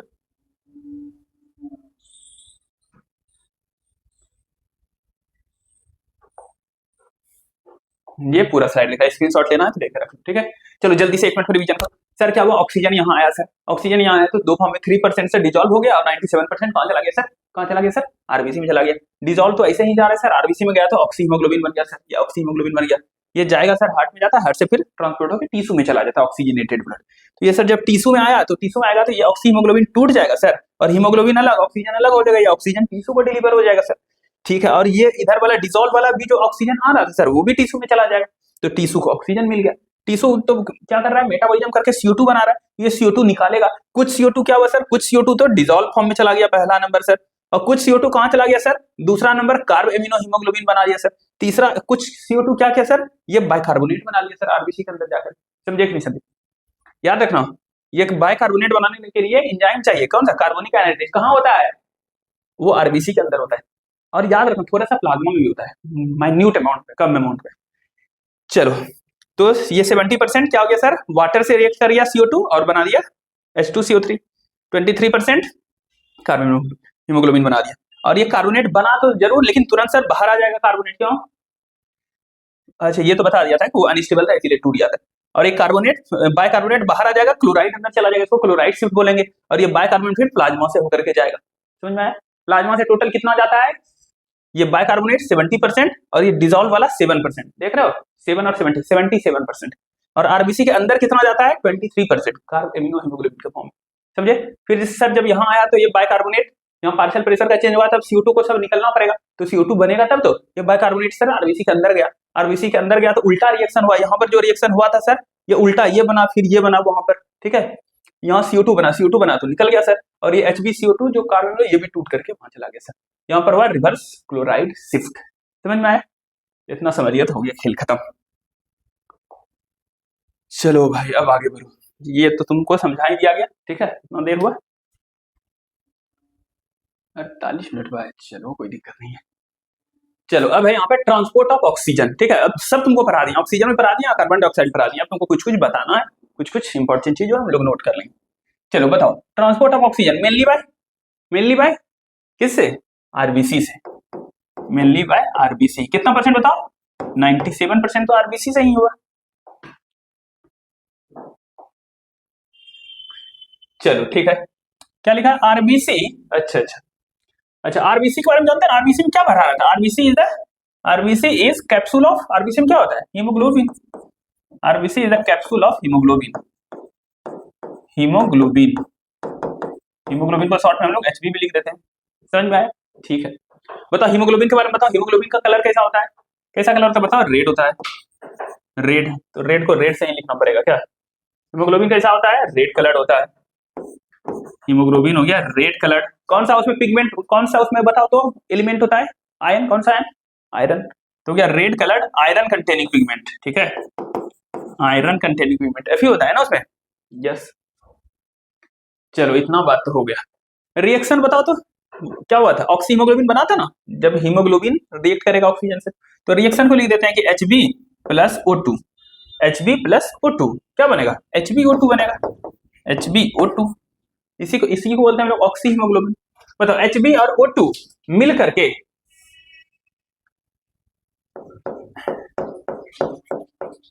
Hb प्लस O2 मिल करके HbO2 कहां बनेगा, ये रिएक्शन इधर जाएगा, मतलब ऑक्सी हीमोग्लोबिन बन रहा है कहां पे बताओ, ऑक्सी हीमोग्लोबिन कहां बनता था, एल्वियोलाई के लेवल पे। समझ में आ रहा है, देखो यहाँ उल्टा क्या होता था, यहाँ ऑक्सी हीमोग्लोबिन तो टूट गया, HbO2 टूट के Hb और O2 बनाया, ये कहां होता है, यहाँ पर देखो HbO2 इधर उल्टा, ये एरो को देखो, ऊपर वाला एरो देखोगे मतलब HbO2 से Hb प्लस O2 मिलके HbO2 बना रहा है, यानी हीमोग्लोबिन ऑक्सीजन मिलके ऑक्सी हीमोग्लोबिन बना रहा है। ये नीचे वाला एरो देखो तो मतलब ये टूट रहा है और ऑक्सीजन और हीमोग्लोबिन बन रहा है। तो बता ऊपर वाला ये व्हाट क्या होगा, व्हाट बता रहा है कहां होगा, नीचे वाला व्हाट का आंसर क्या होगा बताओ, बता दो भाई, बता दो। तो ऊपर वाला एरो बता रहा है ये कहां होगा, ये होगा एल्वियोलाई पर, कहां होगा, या लंग्स लिख दो, लंग्स या एल्वियोलाई, जो लिखना है तुमको लिख लो। समझ में आया, एल्वियोलाई के लेवल पे होगा। और ये टूट के कहां होगा, ये टूट के कहां जाएगा, ये टूट के जो जाएगा ये टिश्यू लेवल पे होगा। समझे कि नहीं समझे, ये टूटेगा तो टिश्यू लेवल पे ना, और ये बनेगा तो एल्वियोलाई लेवल पे ना, कोई दिक्कत नहीं है। एगो इंपॉर्टेंट बात सुनो भाई, ध्यान से कान खोल के सुनो, अच्छा बात बता रहा है। हीमोग्लोबिन, चलो शॉर्ट में, यह है हीमोग्लोबिन में दो पार्ट होता है, हीम और ग्लोबिन। मेरा क्वेश्चन तुमसे है कि ये ऑक्सीजन जो बाइंड करता है with dash part of haemoglobin, haemoglobin के किस पार्ट से, हीम पार्ट से कि ग्लोबिन पार्ट से, इस क्वेश्चन का आंसर दे दो जल्दी से। ऑक्सी बोले ना, ऑक्सीजन बाइंड करता है हीमोग्लोबिन से तो ऑक्सीमोग्लोबिन बनता है, लेकिन ऑक्सीजन किससे जुड़ता है हीमोग्लोबिन में, हीम से कि ग्लोबिन से? तो इसका आंसर होगा हीम, HAEM, हीम। याद रखना ये बात। चलो ठीक, और आगे चलो, आगे चलते हैं। ईच हीमोग्लोबिन मॉलिक्यूल, मतलब एक haemoglobin molecule can carry a maximum of कितना ऑक्सीजन को, एक हीमोग्लोबिन मैक्सिमम कितने ऑक्सीजन को कैरी कर सकता है, अपने साथ जोड़ सकता है? तो मैक्सिमम 4 को कैरी कर सकता है, याद रखना। एक हीमोग्लोबिन मैक्सिमम 4 ऑक्सीजन मॉलिक्यूल को कैरी कर सकता है, समझ गए? चलो इतना बात हो गया, आगे बढ़ो। ओके ओके सर, आगे और कुछ बात है? Binding of oxygen with haemoglobin, ठीक है, मतलब O2 प्लस Hb, ये जो होगा बाइंडिंग जो है प्राइमरली रिलेटेड टू, बताओ अब ऑक्सीजन हीमोग्लोबिन के साथ बंधेगा, वो किस पे डिपेंड करता है? पार्शियल प्रेशर पे डिपेंड करता है। कहाँ होता था ये? लंग्स में होता था। लंग्स में क्या होता था? ऑक्सीजन का पार्शियल प्रेशर बहुत ज्यादा होता था, है ना? PO2 कितना होता था? PO2 होता था एल्वियोलाई में 104, तब ना बनता था, ऑक्सीजन जुट जाता था, ऑक्सीजन का पार्शियल प्रेशर ज्यादा होता था तो ब्लड में जाता था, हीमोग्लोबिन से जुट जाता था। इसीलिए बाइंडिंग ऑफ ऑक्सीजन, ऑक्सीजन का बनना हीमोग्लोबिन के साथ, वो किससे रिलेटेड है, किससे डिपेंड करता है? पार्शियल प्रेशर से। Partial pressure, partial pressure of, partial pressure of oxygen O2, ऐसे शॉर्ट में लिख देते हैं, कोई PO2 भी लिख सकते हैं हम लोग, समझे कि नहीं? कि बाइंडिंग होगा कि नहीं होगा वो डिपेंड करेगा पार्शियल प्रेशर पे। जैसे टिश्यू लेवल पर, टिश्यू लेवल पर ऑक्सीजन का पार्शियल प्रेशर बहुत कम होता है, 40 ही होता है, तो वो टूट जाता है, बन नहीं पाता है, समझे कि नहीं समझे? इसीलिए बनना डिपेंड करता है पार्शियल प्रेशर पर, कि ऑक्सीजन का पार्शियल प्रेशर कितना है, एल्वियोलाई में ज्यादा होता है, टिश्यू में कम होता है। चलो अदर फैक्टर्स, और कोई फैक्टर है which can interfere with this binding, ये जो बाइंडिंग हो रहा है इसको अफेक्ट करने वाला और कोई फैक्टर है? मेन फैक्टर क्या होगा? PO2, partial pressure of oxygen. और भी छोटा छोटा कुछ कुछ फैक्टर है जो इस बाइंडिंग को अफेक्ट कर सकता है, जैसे पार्शियल प्रेशर ऑफ CO2। देखो ऑक्सीजन का पार्शियल प्रेशर ज्यादा होगा तो ऑक्सीजन किससे जाके जुटेगा? हीमोग्लोबिन से जुटेगा, समझ में आया? अगर CO2 का ज्यादा होगा तो फिर जुटने नहीं देगा, समझ में आया? तो CO2 का भी पार्शियल प्रेशर अफेक्ट करता है थोड़ा थोड़ा। और कुछ H+ ion concentration, hydrogen ion का कंसंट्रेशन भी अफेक्ट करता है। अब H+ हुआ तो उसी से रिलेटेड pH है, मतलब pH भी बोल सकते हैं, pH भी अफेक्ट करेगा इस बाइंडिंग को। और टेम्परेचर, ठीक है, और टेम्परेचर, ये सब फैक्टर है जो कि ऑक्सीजन का बाइंडिंग हीमोग्लोबिन के साथ होगा तो उसको अफेक्ट करेगा, समझ में आया? ये सब कुछ कुछ फैक्टर है, समझ गए? मेन फैक्टर बताओ, मेन फैक्टर PO2 यानी partial pressure of oxygen. Other factors which can interfere with this binding of oxygen and haemoglobin, ये हो जाएगा partial pressure of carbon dioxide, hydrogen ion concentration, pH या temperature, ये सब कुछ कुछ फैक्टर है। चलो आगे बढ़ो। चलो अब हम लोगों को करना है OD curve, oxygen dissociation curve, ठीक है? एनसीईआरटी में डायग्राम बना हुआ है। पहले ये होता क्या है OD कर्व, देखो ध्यान से। एक हम लोग ग्राफ बनाते हैं, उसी को बोलते हैं OD कर्व। ग्राफ किसका बनाते हैं सर? तो ये ग्राफ लिए, सुनो ध्यान से, याद रखना। एक्स एक्सिस पे क्या लेते हैं? एक्स एक्सिस पे लेते हैं हम लोग PO2 मतलब पार्शियल प्रेशर ऑफ ऑक्सीजन, और इधर इधर हम लोग लेते हैं क्या, कि हीमोग्लोबिन के साथ कितना ऑक्सीजन जुट गया। देखो क्या अभी बताएं कि बाइंडिंग, क्या ऑक्सीजन और हीमोग्लोबिन का बाइंडिंग डिपेंड करता है किस पर? ऑक्सीजन हीमोग्लोबिन का बाइंडिंग डिपेंड करता है किस पर, बताओ? पार्शियल प्रेशर ऑफ ऑक्सीजन पे। तो ऑक्सीजन का पार्शियल प्रेशर हम लोग चेंज करते जाएंगे तो उसका बाइंडिंग भी चेंज होते जाएगा। जितना ज्यादा ऑक्सीजन का प्रेशर होगा उतना ज्यादा वो हीमोग्लोबिन के साथ जुटेगा, समझे कि नहीं समझे? तो हीमोग्लोबिन के साथ जुट जाएगा तो हीमोग्लोबिन सेचुरेट हो जाएगा, समझे कि नहीं समझे? हीमोग्लोबिन के साथ ऑक्सीजन का जुटना तो बोलते हैं सेचुरेशन ऑफ हीमोग्लोबिन। तो इस एक्सिस पर लेंगे कि हीमोग्लोबिन कितना सेटिस्फाइड हो रहा है, कितना सेचुरेट हो रहा है, तो इस एक्सिस पर लेंगे percentage saturation of haemoglobin with oxygen, कि ऑक्सीजन के साथ कितना परसेंटेज सेचुरेशन, कितना परसेंट हीमोग्लोबिन सेचुरेट हो गया, मतलब सारा हीमोग्लोबिन को ऑक्सीजन मिल गया, सबके साथ ऑक्सीजन जुट गया, वो जानना। तो चलो यहाँ पर बढ़ाते चलेंगे, पार्शियल प्रेशर बढ़ाते चलेंगे। पार्शियल प्रेशर इसमें लेते हैं 20, 40, और पार्शियल प्रेशर किसमें ले रहे हैं? मिलीमीटर ऑफ Hg, मरकरी में यूनिट होता है ना, 60, 80, 100, ठीक है? और आगे बढ़ा दो 100, और आगे बढ़ा दो तो जैसे 120, इस तरह से पार्शियल प्रेशर बढ़ाते चलेंगे। इधर परसेंटेज कितना परसेंट? 20%, 40%, इस तरह से बढ़ते चला जाएगा। 60%, 80%, और सारा हीमोग्लोबिन अब सेचुरेट हो गया 100%, इस तरह होगा, ठीक है? चलो कितना टाइम है, 57 मिनट हुआ है। चलो भाई अच्छा है। तो देखो इसका जब ग्राफ बनाया गया कि हम लोग भाई पार्शियल प्रेशर को चेंज कर रहे हैं,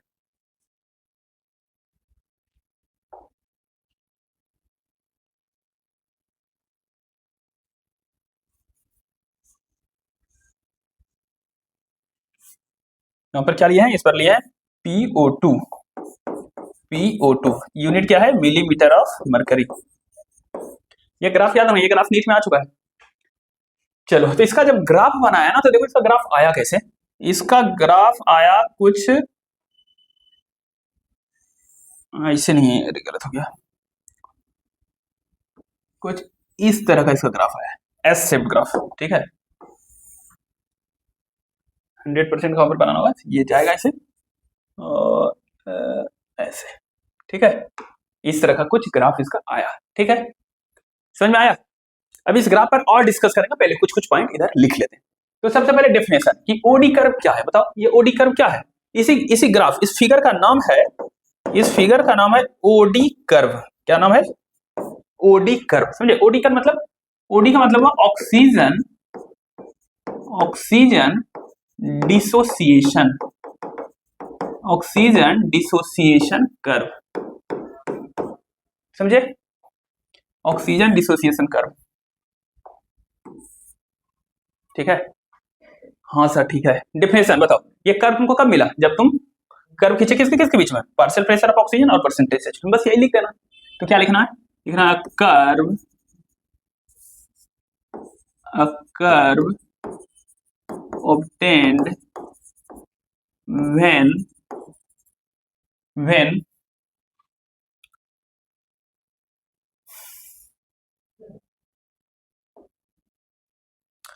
curve obtained when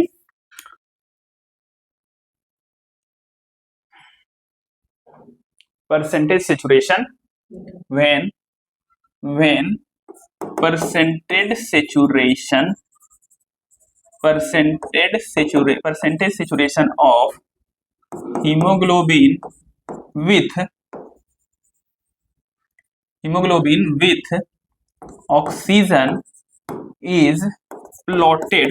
हम लोग ग्राफ में क्या क्या प्लॉट किए हैं, percentage saturation of haemoglobin with oxygen इसके against partial pressure, plotted is plotted against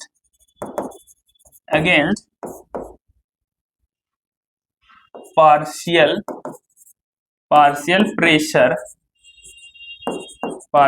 pressure of oxygen.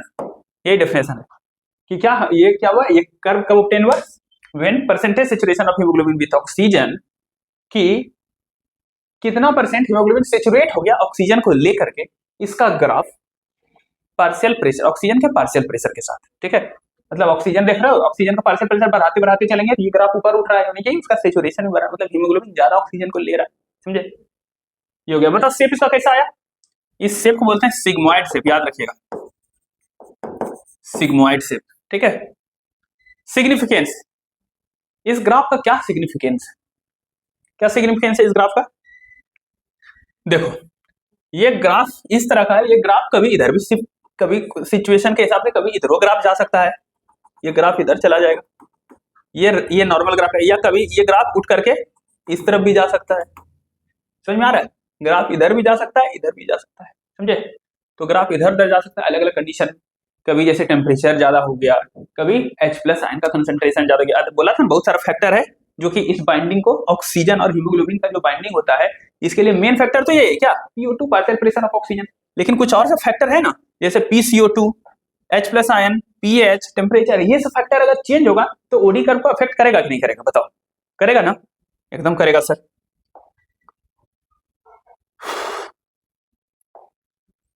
तो करेगा इफेक्ट, बहुत सा फैक्टर। तो इस ग्राफ से हम लोग उस फैक्टर का इफेक्ट जान सकते हैं। जैसे मान लो ये नॉर्मल ग्राफ था, ये नॉर्मल, हम क्या करें, H+ आयन का कंसंट्रेशन बढ़ा दिए उसके शरीर में, किसी भी तरह से H+ आयन का कंसंट्रेशन बढ़ा दिए, तो अब देखेंगे ग्राफ इधर जा रहा है, इधर जा रहा है, तो हमको पता चल जाएगा। तो इस ग्राफ से ये ओडी कर्व जो है बहुत इंपॉर्टेंट है, इससे हमको पता चल जाएगा, अलग अलग फैक्टर को स्टडी कर सकेंगे कि H+ बढ़ाने से क्या होता है, राइट शिफ्ट होता है कि लेफ्ट शिफ्ट होता है, समझे कि नहीं समझे। पहले तुम राइट शिफ्ट और लेफ्ट शिफ्ट भी समझ लेना, थोड़ा बात कर लेंगे। तो बताओ ये ग्राफ इधर था, इधर चला गया, इसको कौन सा शिफ्ट बोलोगे, लेफ्ट की राइट, ऐसे ऐसे सामने ही देखना है, ठीक है, यहाँ से रहो, इधर मेरा कौन सा हैंड है, राइट, इससे इधर चला गया, कौन सा हुआ, लेफ्ट हैंड। समझ में आया? इन्हें बोलना सर ये उल्टा, वही लंग्स की तरह देखेंगे, ये तुम्हारे बॉडी का ऑर्गन है जो निकाल के रखा है, ये तो ग्राफ है। तो ये देखो बीच में रखो, नॉर्मल की जगह पर रखो, इधर गया तो मेरा राइट हैंड है, राइट शिफ्ट, ऊपर गया लेफ्ट तो लेफ्ट शिफ्ट। समझ में आया? तो ये हो गया राइट शिफ्ट। क्या हो गया? Right shift. मतलब ग्राफ जो है किधर शिफ्ट कर गया, ये डॉट वाला राइट की तरफ, और ये इधर चला गया, ये क्या हुआ, ये हुआ लेफ्ट शिफ्ट, लेफ्ट शिफ्ट। समझ में आया? तो पहले ये देख के बताओ हमको कि राइट शिफ्ट में क्या हुआ, अब हीमोग्लोबिन ऑक्सीजन के साथ ज्यादा बंधेगा कि कम बंधेगा, और लेफ्ट शिफ्ट का मतलब क्या हुआ, उसका ऑक्सीजन के हीमोग्लोबिन और ऑक्सीजन का बॉन्डिंग मजबूत होगा कि कमजोर होगा, ये बताना। ठीक है, राइट शिफ्ट में क्या होगा, लेफ्ट शिफ्ट में क्या होगा, ग्राफ देख के बताओ। देखो ये नॉर्मल था सर, ये तो नॉर्मल था, ये नॉर्मल था, ये नॉर्मल था। जैसे कोई एक पॉइंट को लोग कंपेयर कर लेते हैं, ठीक है, कोई एक पॉइंट को ले करके कंपेयर कर सकते हैं। जैसे चलो इस पॉइंट को लेते हैं, चलो इस ये पॉइंट करते हैं, कौन सा, यहां से एक पॉइंट लेते हैं, ये तीनों ग्राफ का कंपेयर करेंगे, ये इस ग्राफ का ये और इस ग्राफ का ये। समझ में आया? तो मान लो 60 है और ये कितना है 80, इसके बीच में थोड़ा ऊपर, ये मान लो जैसे 75% सेचुरेशन, मान लो 75% सेचुरेशन का बात करते हैं। तो बताओ नॉर्मल वाला ग्राफ पे देखो, नॉर्मल वाला, तो नॉर्मल वाला ग्राफ ये सही नहीं, ये अंदाजे बनाए, ये नहीं, ये सही नहीं प्लॉट गिरेगा। समझ में आया कि ये नॉर्मल वाला ग्राफ जो है 75% सेचुरेट कहां कर जाता था, 75% सेचुरेट कहां कर जा रहा है, समझने के लिए भाई 40 अभी एनसीईआरटी ग्राफ देखेंगे तब, मान लो अभी समझने के लिए कि 75% सेचुरेट नॉर्मली करता था 40 मिलीमीटर एचजी पर, करता था ना, ठीक। अब राइट शिफ्ट हो गया, मान लो क्या, देखो राइट शिफ्ट हो गया, तो राइट शिफ्ट हो गया तो ये पॉइंट क्या है, मतलब 75% सेचुरेट होने के लिए इसको क्या चाहिए, इसको 60 के आसपास प्रेशर चाहिए। समझ रहे हो नहीं समझ रहे हो? मतलब कि अगर इस ग्राफ के लिए अगर 40 देखोगे, ये वाले के लिए 40 देखोगे तब तो कम ना हो जाएगा, तब तो सेचुरेशन कम हो जाएगा। मतलब राइट शिफ्ट का मतलब हुआ हीमोग्लोबिन ऑक्सीजन के बीच का बॉन्डिंग अच्छा नहीं है, कमजोर हो रहा है, वीक हो रहा है। समझ में आया? चलो अब इसी तरह देखो, यहाँ नॉर्मल थे, तुम कहाँ आए, यहाँ आए, यहाँ आए, ठीक है। तो इन नॉर्मल ग्राफ को 75% हीमोग्लोबिन के साथ जुड़ने के लिए कितना चाहिए, 40% चाहिए, 40 मिलीमीटर ऑफ मरकरी चाहिए प्रेशर। समझ रहे? लेकिन इस ग्राफ को देखो, ये जो लेफ्ट शिफ्ट हुआ है, लेफ्ट शिफ्ट वाले को देखो, इसको गिराओ, इसको तो कुछ 25-30 ही चाहिए, अब 25-30 ही चाहिए। समझ रहे हो नहीं समझ रहे हो? तो लेफ्ट शिफ्ट होने का मतलब क्या, अब वो बहुत तेजी से ऑक्सीजन के साथ बॉन्ड कर, हीमोग्लोबिन और ऑक्सीजन के बीच का बॉन्डिंग मजबूत हो रहा है। समझ में आया क्लियर? राइट शिफ्ट का मतलब दोनों का बीच में टूट रहा है, ऑक्सीजन और हीमोग्लोबिन, ऑक्सी हीमोग्लोबिन टूट रहा है, ऑक्सी हीमोग्लोबिन का डिसोसिएशन हो रहा है, मतलब राइट शिफ्ट। लेफ्ट शिफ्ट का मतलब ऑक्सी हीमोग्लोबिन एसोसिएशन, दोनों जुट के मिल रहा है, क्या दोनों ऑक्सीजन और हीमोग्लोबिन मिल रहा है, क्या बन रहा है, ऑक्सी हीमोग्लोबिन बन रहा है। समझे ये बात? चलो तो सिग्निफिकेंस इस ग्राफ का क्या हुआ, क्या फायदा हुआ, तो इस ग्राफ का फायदा हुआ क्या, ये हो गया very helpful, very helpful, very helpful in studying, studying the effect of various factors, बहुत सारे फैक्टर, जैसे कि H प्लस, pH, टेम्परेचर, ये सब फैक्टर का हम लोग इफेक्ट देख सकते हैं। ये सब का क्या बोला, very helpful in studying the effect of various factors, ये सब फैक्टर का इफेक्ट देख सकते हैं हम लोग। H प्लस पर आके लेफ्ट शिफ्ट कर रहा है कि राइट शिफ्ट कर रहा है, ठीक है। इफेक्ट किस पे देखेंगे, on binding of, on effect इस पर देखेंगे कि ऑक्सीजन और हीमोग्लोबिन का बाइंडिंग कम हो रहा है कि ज्यादा हो रहा है, on binding of oxygen with haemoglobin, oxygen और हीमोग्लोबिन के बॉन्डिंग पर क्या प्रभाव पड़ेगा, क्या इफेक्ट होगा, ठीक है, वो इस ग्राफ से हमको पता चल जाएगा। ठीक है, किसका इफेक्ट, तो ये सब फैक्टर H प्लस बार आने से ऑक्सीजन और हीमोग्लोबिन के बाइंडिंग में क्या होगा, दोनों जुटेगा कि जुटना मजबूत होगा कि कम होगा, ठीक है, पीएच से क्या होगा, ये सब जानने के लिए ये ओडी कर्व बहुत इंपॉर्टेंट है, बहुत हेल्प करेगा। समझ में आ गया? यस। चलो तो ये कर्व समझ में, शेप ऐसा है, सिग्मॉइड है, इसका सिग्निफिकेंस समझ में आ गया। चलो ये तो तुमको बता ही दिया गया। चलो भाई अब तुमको बताना है एक बात, तुम बता दो यार, कुछ दो कंडीशन का बात कर रहे हैं, एल्वियोलाई के लेवल का कंडीशन क्या हुआ, टिश्यू के लेवल का कंडीशन क्या, तुम बताओ तो एल्वियोलाई में PO2 कम होता तक जा रहा है, हम लोग कंपेयर करेंगे एल्वियोलाई और टिश्यू, इन दोनों को कंपेयर कर रहे हैं, एल्वियोलाई लेवल टिश्यू लेवल। बताओ एल्वियोलाई पर पार्शियल प्रेशर ऑक्सीजन कितना था, बताओ 140। तो ये क्या हो गया, एल्वियोलाई पर क्या होता है, PO2 क्या होता है, हाई होता है, और टिश्यू लेवल पर PO2 क्या होता है, लो होता है। हाँ या ना, सही है ना, ठीक। PCO2 बताओ, एल्वियोलाई में CO2 का, एल्वियोलाई में CO2 का कम होता है तो लो, और टिश्यू में क्या होता है, कार्बन डाइऑक्साइड ज्यादा होता है तो हाई। समझ रहे हो, ठीक। बताओ H plus ion concentration, H plus ion कहाँ ज्यादा होता है, H प्लस आयन टिश्यू में ही। क्यों, क्योंकि टिश्यू में CO2 बनता है ना, टिश्यू में CO2 बनता है, टिश्यू में क्या होता है, CO2 बनता है, और वाटर तो रहता ही है H2O, ये फटाक से H प्लस टूट जाता है, और तुम जानते हो ना ये क्या बनाएगा, ये बनाएगा H2CO3, ये बनाएगा H2CO3, और ये फटाक से टूट जाएगा H प्लस में और CO3 माइनस में, HCO3 माइनस में। तो H प्लस बना ना, एसिड कहाँ बनता है, टिश्यू लेवल पे बनता है, तो एल्वियोलाई में H प्लस कम होता है, तो H प्लस कंसंट्रेशन क्या हो जाएगा, H प्लस कंसंट्रेशन हो जाएगा लो, कहाँ, एल्वियोलाई, और यहाँ ज्यादा बनेगा तो यहाँ हो जाएगा हाई। समझ में आया कि नहीं आया। पीएच, अब देखो H प्लस कम है तो पीएच ज्यादा होता है, जानते हो कि नहीं जानते हो, उल्टा होता है हमेशा, हाइड्रोजन आयन कम होगा, हाइड्रोजन आयन अगर कम होगा तो पीएच ज्यादा होगा, हाइड्रोजन आयन बहुत ज्यादा होगा तो पीएच लो होता है, एसिडिक होता है ना, ठीक है। तो ये लो हुआ तो ये क्या हो जाएगा, हाई हो जाएगा, और यहाँ पर ये हाई हुआ H प्लस कंसंट्रेशन, तो पीएच क्या हो जाएगा इसका, पीएच इसका लो हो जाएगा। समझे कि नहीं समझे। टेम्परेचर, एल्वियोलाई बताओ टेम्परेचर कहाँ होगा, जहाँ मेटाबॉलिज्म हो रहा है वहां ना टेम्परेचर बढ़ेगा, मेटाबॉलिज्म में भी ना टेम्परेचर बनता है, समझे कि नहीं। तो मेटाबॉलिज्म कहाँ हो रहा है, टिश्यू पर, तो यहाँ टेम्परेचर क्या होगा, यहाँ टेम्परेचर होगा लो, यहाँ टेम्परेचर क्या होगा, यहाँ टेम्परेचर होगा हाई, हाई। समझे, समझे कि नहीं समझे, बताओ, तुम बताओ भाई। ये एल्वियोलाई में क्या होता था, एल्वियोलाई के लेवल पे Hb प्लस O2 ये मिलता था और बनता था HbO2। टिश्यू के लेवल पे क्या होता था, टिश्यू के लेवल पे होता था कि HbO2 सर बना हुआ है और ये टूट करके टिश्यू में ऑक्सीजन जाएगा, तो हीमोग्लोबिन अलग हो जाएगा, ऑक्सीजन अलग हो जाएगा। समझे कि नहीं समझे भाई, समझ गए सर। इसका मतलब हुआ कि ये सारा फैक्टर जो एल्वियोलाई में जैसा जैसा फैक्टर था वो सब फेवरेबल था, क्या बनने के लिए, क्या बनने के लिए, ये बनने के लिए, तभी ना एल्वियोलाई में ये हुआ था। फिर से वो डायग्राम देखो एक बार, ये डायग्राम देखो, एल्वियोलाई के लेवल पे क्या हुआ था, ऑक्सीजन और हीमोग्लोबिन मिलकर के ऑक्सी हीमोग्लोबिन बना था, लेकिन टिश्यू के लेवल पे क्या हुआ, ये टूट करके हीमोग्लोबिन ऑक्सीजन अलग हो गया। समझे कि नहीं समझे।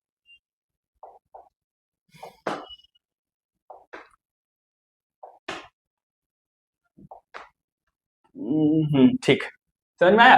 तो एल्वियोलाई पे जैसा जैसा कंडीशन वो फेवरेबल है किसके लिए, तो यहाँ पे भरो, क्या बोला, ये सारा कंडीशन जितना भी लिखा, क्या याद रखना है तुमको, क्या अपने मन में सोचना, तुमको सब कुछ आता है। एल्वियोलाई में PO2 हाई, PCO2 लो, और H प्लस वहां क्यों होगा, H प्लस जहां मेटाबॉलिज्म होगा भाई, टिश्यू में H प्लस ज्यादा होगा तो H प्लस यहाँ कम होगा, H प्लस कम होगा तो pH ज्यादा होगा, ठीक है। और यहाँ मेटाबॉलिज्म नहीं होगा तो टेम्परेचर भी नहीं बढ़ेगा तो टेम्परेचर लो होगा। टिश्यू में आओ, टिश्यू में तो ऑक्सीजन तो सब खत्म कर लिया खा पी करके, तो ऑक्सीजन का पार्शियल प्रेशर कम होगा, PO2 लो, उसके पास CO2 बहुत है, CO2 हाई, और वो H प्लस भी बनाया है तो H प्लस भी हाई, H प्लस जब हाई होगा तो pH लो हो जाएगा, pH लो, और मेटाबॉलिज्म चूंकि कर रहा है तो टेम्परेचर भी बढ़ेगा तो हाई टेम्परेचर।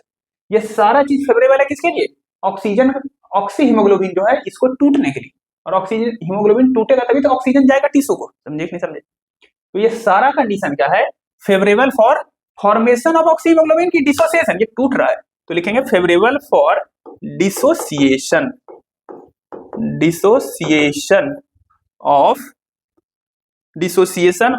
ऑक्सीजन, ऑक्सीजन इससे अलग हो जाएगा, dissociation of oxygen from oxy haemoglobin. और यहाँ पर क्या हो रहा था, यहाँ जुट करके मिल करके हीमोग्लोबिन ऑक्सीजन मिल करके बना रहा था ऑक्सी हीमोग्लोबिन, तो यहाँ क्या होगा, ये सारा कंडीशन क्या है, favourable for formation, favourable for formation of oxy haemoglobin. तुमको पूछा जाएगा, सुनो ध्यान से, कौन कौन सा फैक्टर है जो ऑक्सी हीमोग्लोबिन के बनने में हेल्प करता है, फेवरेबल है, ये सारा कंडीशन बोल देना, सब याद रखना, ठीक है। बोल देगा कौन ऑक्सी हीमोग्लोबिन के बनने में फेवरेबल नहीं है, कौन उसको तोड़ने के फेर में लगा हुआ है, तो तोड़ने के लिए PO2 लो होना चाहिए, PCO2 हाई होना चाहिए, H प्लस हाई होना चाहिए, pH लो होना चाहिए, टेम्परेचर हाई होना चाहिए, यही 5 चीज पूछा जाता है, 50 बार पूछा गया इस तरह का कुछ। समझे। तुम बताओ, तो तुम बता सकते हो कि ये वाला बोलेंगे ये कौन सा शिफ्ट हुआ, तो तुम क्या बोलोगे, लेफ्ट शिफ्ट की राइट शिफ्ट। बताओ इसमें क्या हो रहा है, हीमोग्लोबिन ऑक्सीजन के बीच जुट रहा है, बॉन्डिंग बढ़ रहा है, बॉन्डिंग बढ़ता है तो कौन सा शिफ्ट होता है, बोलो तुम बताओ कौन सा शिफ्ट, दोनों बीच में बॉन्डिंग बढ़ता है तो लेफ्ट शिफ्ट। परे कि नहीं परे भाई, परे कि नहीं परे, इधर आने का मतलब क्या होता है, सेचुरेशन बढ़ जाता है, लेफ्ट शिफ्ट, समझे। और ये टिश्यू के तरफ क्या हुआ है, सब टूट रहा है, ये बॉन्डिंग हीमोग्लोबिन ऑक्सी हीमोग्लोबिन टूट करके दोनों अलग हो रहा है, तो बॉन्डिंग टूट रहा है, ये राइट शिफ्ट। समझ में आया? चलो इतना बात हो गया।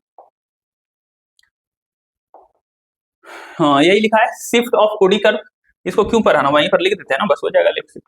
ये कौन सा शिफ्ट है बताओ, ये सारा फैक्टर कौन सा शिफ्ट कराएगा बताओ, ये सारा बॉन्डिंग बढ़ाएगा, हीमोग्लोबिन ऑक्सीजन जुटेगा तो लेफ्ट शिफ्ट, ठीक है। और ये सब क्या कराएगा, ये सब दोनों को तोड़ेगा, बॉन्डिंग कम होगा, तो ये हो जाएगा राइट शिफ्ट। ये शिफ्ट किसका हो रहा है, ओडी कर्व का, राइट शिफ्ट किसका, ओडी कर्व का, ये है लेफ्ट शिफ्ट।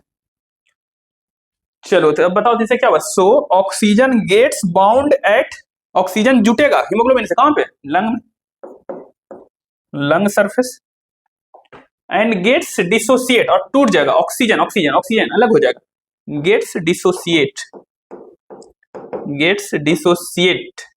एट कहां पे, टिश्यू में वो टूट जाएगा, अलग हो जाएगा, तभी तो टिश्यू को मिलेगा, समझे कि नहीं भाई। चलो ठीक है, इतना बात हो गया। चलो P50 वैल्यू करना है, फिर ये तो पढ़ाई थे तुमको, और उसके बाद ये नहीं पढ़ाया जाएगा।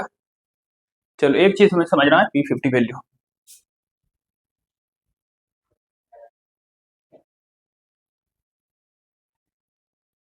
चलिए अब हम लोग पढ़ेंगे P50 वैल्यू। ये क्या होता है भाई P50 वैल्यू,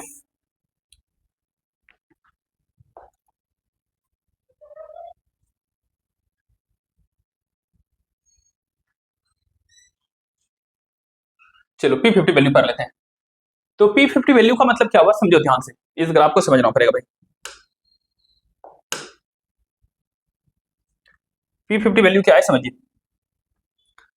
P50 वैल्यू का मतलब होता है 50 मतलब 50% सेचुरेशन, मतलब कि जब हीमोग्लोबिन 50% हीमोग्लोबिन ऑक्सीजन से जुट चुका है, समझ में आया कि नहीं आया, मतलब कि Hb प्लस O2 मिल गया है और HbO2 बन गया है, HbO2 बन गया है कितना परसेंट, 50%, यानी कि 50% हीमोग्लोबिन गेट सेचुरेटेड, समझ में आया। 50% हीमोग्लोबिन जब सेचुरेट हो जाएगा तो उस समय का पार्शियल प्रेशर तुमको बताना, उसी बोलते हैं P50 वैल्यू, समझ में आया। चलो इस ग्राफ को देखो ध्यान से, तो पहले इसका डेफिनेशन लिख दें। P50 वैल्यू क्या है, it is the partial pressure, ये क्या है P50 वैल्यू क्या है, जब 50% सेचुरेशन हो जाएगा हीमोग्लोबिन का तो उसमें पार्शियल प्रेशर क्या है वो बताना है, वो है P50 value. P50 value haemoglobin का परसेंटेज सेचुरेशन नहीं है, पार्शियल प्रेशर है, पार्शियल प्रेशर कब, वो पार्शियल प्रेशर कब, जबकि सेचुरेशन 50% हो गया है, समझ में आया। इस पर आते हैं, it is the partial pressure of oxygen, partial pressure of oxygen मतलब ये क्या है, ये PO2 है, PO2 एट विच वो पार्शियल प्रेशर जब at which 50% of haemoglobin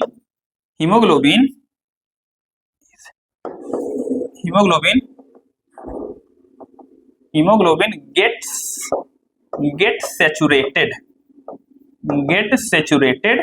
with oxygen, समझ में आया। क्या है पार्शियल प्रेशर, किसका, ऑक्सीजन का पार्शियल प्रेशर को बोलते हैं P50 वैल्यू, कब, एट विच जिस प्रेशर पर 50% ऑफ हीमोग्लोबिन की 50% हीमोग्लोबिन सेचुरेट हो चुका। अब इस ग्राफ को देख के बताओ P50 वैल्यू कितना होगा, बताओ देख करके बताना सबको। चलो तो तुमको P50 वैल्यू क्या होता है, P50 वैल्यू होता है एक्स एक्सिस पे मिलेगा तुमको कि वाई एक्सिस पर, P50 value sir partial pressure है तो एक्स एक्सिस पे मिलेगा, लेकिन सेचुरेशन कितना होना चाहिए 50%, तो सेचुरेशन तो इस एक्सिस पे 50% देखो कहां सेचुरेशन है, ये है 20% सर, ये 30-40, ये 50% सेचुरेशन, मतलब ये वाला लाइन 50% सेचुरेशन, देखो ये 50%, ग्राफ पर कट गया ना, ये 50% जो सेचुरेशन हुआ, 50% सेचुरेशन किस पार्शियल प्रेशर पर है, तुमको यहां से ग्राफ गिराना पड़ेगा, नीचे गिराओ यहां पर कहीं, तो ये जो हुआ, ये जो पार्शियल प्रेशर है यही हुआ P50 वैल्यू, समझे कि नहीं भाई। ये कितना होगा 20 और यहाँ पर 40, तो ये 30 से थोड़ा कम है, 27-28 के आसपास, तो ये जो एग्जैक्ट वैल्यू होता है एग्जैक्ट वैल्यू जो होता है ये 27 के आसपास होता है, 20 अप्रॉक्स 27 मिलीमीटर। अब ये क्वेश्चन आ चुका है, ये तुमको जानना है। एनसीईआरटी में कहीं नहीं लिखा हुआ है P50 वैल्यू, लेकिन ये ग्राफ से क्वेश्चन पूछा गया है। ग्राफ को देख के तो कोई भी बता सकता है, ये ग्राफ है ना एनसीईआरटी में, ये तुमको पूछ सकता है। देखो यहाँ से 20, 40, 50 तो कोई भी देख सकता है, 50 के सामने वाला तो अप्रॉक्स ही पूछा गया है, ऐसे ऑप्शन दिया रहता है 25 से 30, समझ में आया? तो ये हुआ, तो 27 मिलीमीटर ऑफ मरकरी क्या होगा, यही होगा P50 वैल्यू, समझ में आया? ये क्वेश्चन आएगा, याद रखना 27 मिलीमीटर ऑफ मरकरी के आसपास, कोई दिक्कत नहीं। चलो तुमसे एक क्वेश्चन, ये मान लो ग्राफ का हो गया राइट शिफ्ट, ग्राफ का क्या हो गया राइट शिफ्ट, फिर ग्राफ का क्या हो सकता है लेफ्ट शिफ्ट, समझ में आया? ये हो गया राइट शिफ्ट, कौन सा शिफ्ट हो गया, ये हो गया राइट शिफ्ट। राइट शिफ्ट में P50 वैल्यू बढ़ जाएगा कि घट जाएगा, ये क्वेश्चन आएगा। राइट शिफ्ट में P50 वैल्यू बढ़ जाएगा कि घट जाएगा, तुम ही सोचो। P50 वैल्यू का डेफिनेशन वही है कि 50% सैचुरेशन होना चाहिए, ठीक है? तो देखो भाई 50% सैचुरेशन होना चाहिए, तो 50% सैचुरेशन, तो ये ग्राफ तो यही है, यही हुआ ना, लेकिन राइट शिफ्ट हुआ है तो यहाँ कटेगा ग्राफ को, तो तुम्हारा कितना हो जाएगा 60 के आसपास, समझे कि नहीं? तो राइट शिफ्ट में क्या हो जाएगा P50 वैल्यू बढ़ जाएगा, तो यहाँ पर क्या लिखेंगे, यहाँ पर लिखेंगे P50 वैल्यू इंक्रीजेस, समझे कि नहीं समझे? अगर लेफ्ट शिफ्ट हो गया ग्राफ का, लेफ्ट शिफ्ट, ये ग्राफ जो है इधर चला गया है, समझ में आया? तो बताओ P50 वैल्यू क्या हो जाएगा? तो सर हमको P50 वैल्यू का तो वही डेफिनेशन है, 50% सैचुरेशन होना चाहिए, तो 50%, अच्छा 50%, इस ग्राफ को तो यहाँ काटा, जब लेफ्ट शिफ्ट हो जाएगा तो ग्राफ को यहाँ काटेगा, तो इस समय का हमको पार्शियल प्रेशर देख लेना। इस समय का पार्शियल प्रेशर देखोगे तो देखो ये था पहले नॉर्मल वाला, उससे कम हो गया, तो लेफ्ट शिफ्ट के कंडीशन में क्या हो जाता है, लेफ्ट शिफ्ट के कंडीशन में P50 वैल्यू क्या हो जाता है, डिक्रीज हो जाता है। याद रखना भाई, ये सब क्वेश्चन आएगा, समझे? कोई दिक्कत? चलो नहीं, आगे बढ़ते हैं अब। चलो ये लेफ्ट शिफ्ट राइट शिफ्ट तुमको पढ़ा दिया गया, ठीक है? चलो ये तुमको नहीं पढ़ाया जाएगा, ये एनसीईआरटी थोड़ा बाहर है, तो इसको भी कट कर दो। चलो अब सुनो ध्यान से, तुमको क्या याद रखना है, every 100 ml of oxygenated blood, ठीक है? कौन से पेज पर जाएंगे,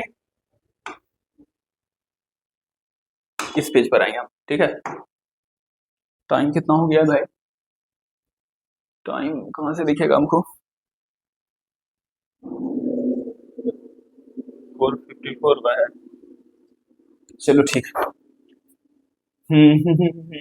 क्या बात कर रहे थे हम, क्या बात कर रहे थे यार? Okay okay okay okay, good good good good good good good good, ठीक। देखो यहाँ ऑक्सीजन ब्लड में आता है और ये ऑक्सीजन कैरी होकर के टिश्यू में जाता है ना, ऑक्सीजन आता है, ऑक्सीजन टिश्यू को जाता है।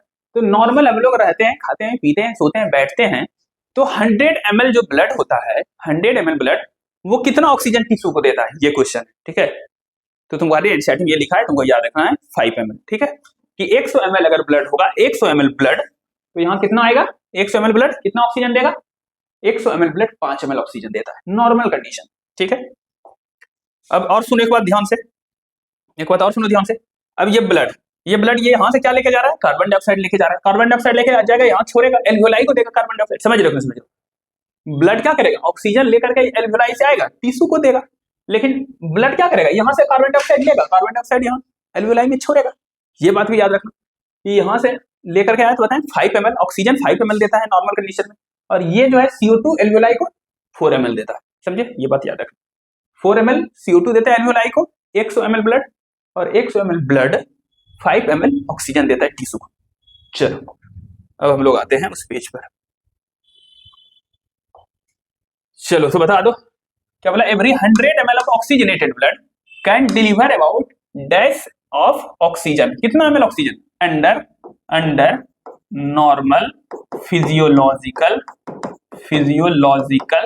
नॉर्मल फिजियोलॉजिकल ना बैठना खाना, ठीक है? बहुत करा एक्सरसाइज नहीं कर रहे हो, नॉर्मल का बात कर रहे हो। तो कितना होगा आंसर बोलो, 5 ml, 100 ml ब्लड, 100 ml हमारा ऑक्सीजनेटेड ब्लड 5 ml देगा। लेकिन वही तुम खूब एक्सरसाइज कर रहे हो, जिम में 3 घंटा से पसीना बहा रहे हो, स्ट्रेनस एक्सरसाइज कर रहे हो, तब जो है ज्यादा ऑक्सीजन चाहिए ना टिश्यू को, तो उसमें 5 नहीं 15 दे देता है। Every 100 ml of oxygenated blood can deliver about, क्या हो जाएगा यहाँ पर, 15 ml of oxygen during strenuous, STRENOUS, strenuous exercise, मतलब बहुत जब तुम करोगे तो 15 ml। तुम्हारे मन में सर नॉर्मल में 5 ml देता है, कभी 15 ml और करेंगे सर 25 ml दे देगा क्या? बताओ, मतलब कुछ लिमिट है क्या उसका? तो देखो लिमिट है उसका, सुनो ध्यान से। हम मतलब कि 100 ml ब्लड जो होगा वो मैक्सिमम से मैक्सिमम उसमें ऑक्सीजन होता कितना है? कभी वो 5 ml देता है सर, कभी 15 ml भी दे देता है सर, है ना? उसका लिमिट क्या है? तो लिमिट निकालते हैं। चलो सुनो यहाँ ध्यान से। Capacity of 1 gram of haemoglobin, oxygen जुड़ता किससे था? हीमोग्लोबिन से। Capacity of 1 gram of haemoglobin to combined with oxygen is, 1 gram haemoglobin, 1 gram gram gram 1 gram haemoglobin के साथ कितना ऑक्सीजन जुड़ सकता है? तो यहां पर तुम्हें याद रखना है 1.34 ml। समझ में आया? 1 ग्राम ऑक्सीजन के साथ, सॉरी 1 ग्राम हीमोग्लोबिन के साथ 1.34 ml ऑक्सीजन जुड़ सकता है। समझ में आया? अब नॉर्मल कोई इंसान है तो उसमें कितना हीमोग्लोबिन, नॉर्मल हीमोग्लोबिन कितना होता है तुम जानते हो ना? किसी इंसान में नॉर्मल हीमोग्लोबिन कितना होता है? 100 ml में 100 ml ब्लड का बात कर रहे हैं ना, 100 ml ब्लड में नॉर्मल कितना होता है? 15 ग्राम हीमोग्लोबिन होता है। पढ़े हो कि नहीं पढ़े हो?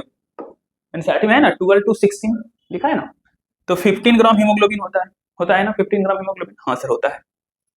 तो 15 से इसको मल्टीप्लाई कर दो तो कितना हो जाएगा? तो ये हो जाएगा 15 मल्टीप्लाइड बाय 1.34, ठीक है? मल्टीप्लाई करो, 15 4 जा 60 के लिए 0 6 बचा, 15 3 जा 45 और 6 51 के लिए 5 बचा, 15 50 20, तो इधर से 2 डिजिट 20.10, मतलब 20 आंसर 20 ml।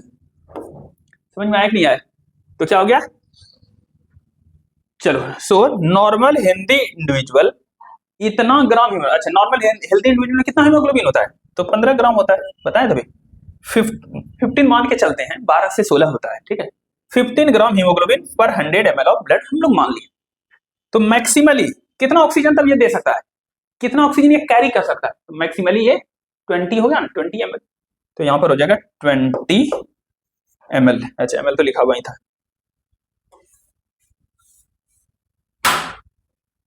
वहीं पे बैठिए, रिकॉर्डिंग हो रहा है, बैठो और सुनो। अभी 15-20 मिनट में कंप्लीट हो गया टॉपिक, टच नहीं होना उसमें। चलो क्या बात कर रहे थे जी? चलिए यहां से आप सुन सकते हैं। सो मैक्सिमली 20 ml, हाँ क्या बताया जी? अच्छा इसको सॉल्व किया था, यहाँ पर आया 20 ml ब्लड, है ना? So maximally 20 ml of, 20 ml blood नहीं, 20 ml of oxygen, 20 ml of oxygen can be carried by 100 ml of oxygenated blood. ये लिमिट हुआ है, maximum 100 ml blood 20 ml oxygen को कैरी कर सकता है। नॉर्मल फिजियोलॉजिकल कंडीशन में 5 ml डिलीवर करेगा टीटू को, और स्ट्रेनस एक्सरसाइज में 15 ml डिलीवर करेगा, ठीक है? आगे बढ़ो। चलो ऑक्सीजन का ट्रांसपोर्ट खत्म हो गया, अब है CO2 का ट्रांसपोर्ट। किसका ट्रांसपोर्ट? कार्बन डाइऑक्साइड का। तो जल्दी जल्दी बता दो, कार्बन डाइऑक्साइड का ट्रांसपोर्ट क्या था? कितने तरीके से? कितने तरीके से? 2 तरीके से। एक था सर 23% और क्या था सर 77%। याद है ना, शुरू में बता चुके हैं। 23% किससे? आरबीसी से। तो यहाँ पर लिखेंगे बाय आरबीसी। किस फॉर्म में? कार्ब एमिनो हीमोग्लोबिन के फॉर्म में, कार्ब एमिनो हीमोग्लोबिन, ठीक है? ये सब बताया गया है शुरू में फर्स्ट स्लाइड पर। चलो 77% किससे? प्लाज्मा से, प्लाज्मा से। इसमें भी दो, प्लाज्मा में दो तरह से 70% किससे? एज बाइकार्बोनेट, बाइकार्बोनेट, बाइकार्बोनेट मतलब HCO3 माइनस। और ये 7% जो बच गया किससे? डिजोल्व फॉर्म में, डिजोल्व फॉर्म में। ऑक्सीजन 3% डिजोल्व होता है, लेकिन कार्बन डाइऑक्साइड 7% डिजोल्व होता है। क्यों? क्योंकि इसका सॉल्युबिलिटी पढ़े हो ना 20 से 25% ज्यादा होता है। चलो आगे बढ़ते हैं। तो हम लोग पहला पढ़ लेंगे कार्ब एमिनो हीमोग्लोबिन के फॉर्म में। तो बताओ कार्ब एमिनो हीमोग्लोबिन कैसे बनता है? जब oxygen, oxygen, carbon dioxide, carbon dioxide किससे जुड़ता है? किससे जुड़ता है ये कार्बन डाइऑक्साइड? हीमोग्लोबिन के साथ। तो जब CO2 हीमोग्लोबिन के साथ जुटेगा तो बनेगा कार्ब एमिनो हीमोग्लोबिन, ठीक है? अब बताओ कि कार्बन डाइऑक्साइड हीमोग्लोबिन के साथ जुटेगा, कम जुटेगा, ज्यादा जुटेगा, वो सब किस पे डिपेंड करेगा? डिपेंड करेगा कि कार्बन डाइऑक्साइड का प्रेशर कितना है, पार्शियल प्रेशर कितना है। वही लिखा है यहाँ पर, CO2 बाइंड्स विथ हीमोग्लोबिन। अच्छा ना, पहले तो एक इंपॉर्टेंट चीज बता रहा हूँ तुम्हें। चलो चलो चलो चलो, कहां पर क्वेश्चन पूछा था तुम्हें? कहां पर क्वेश्चन पूछा था तुम्हें?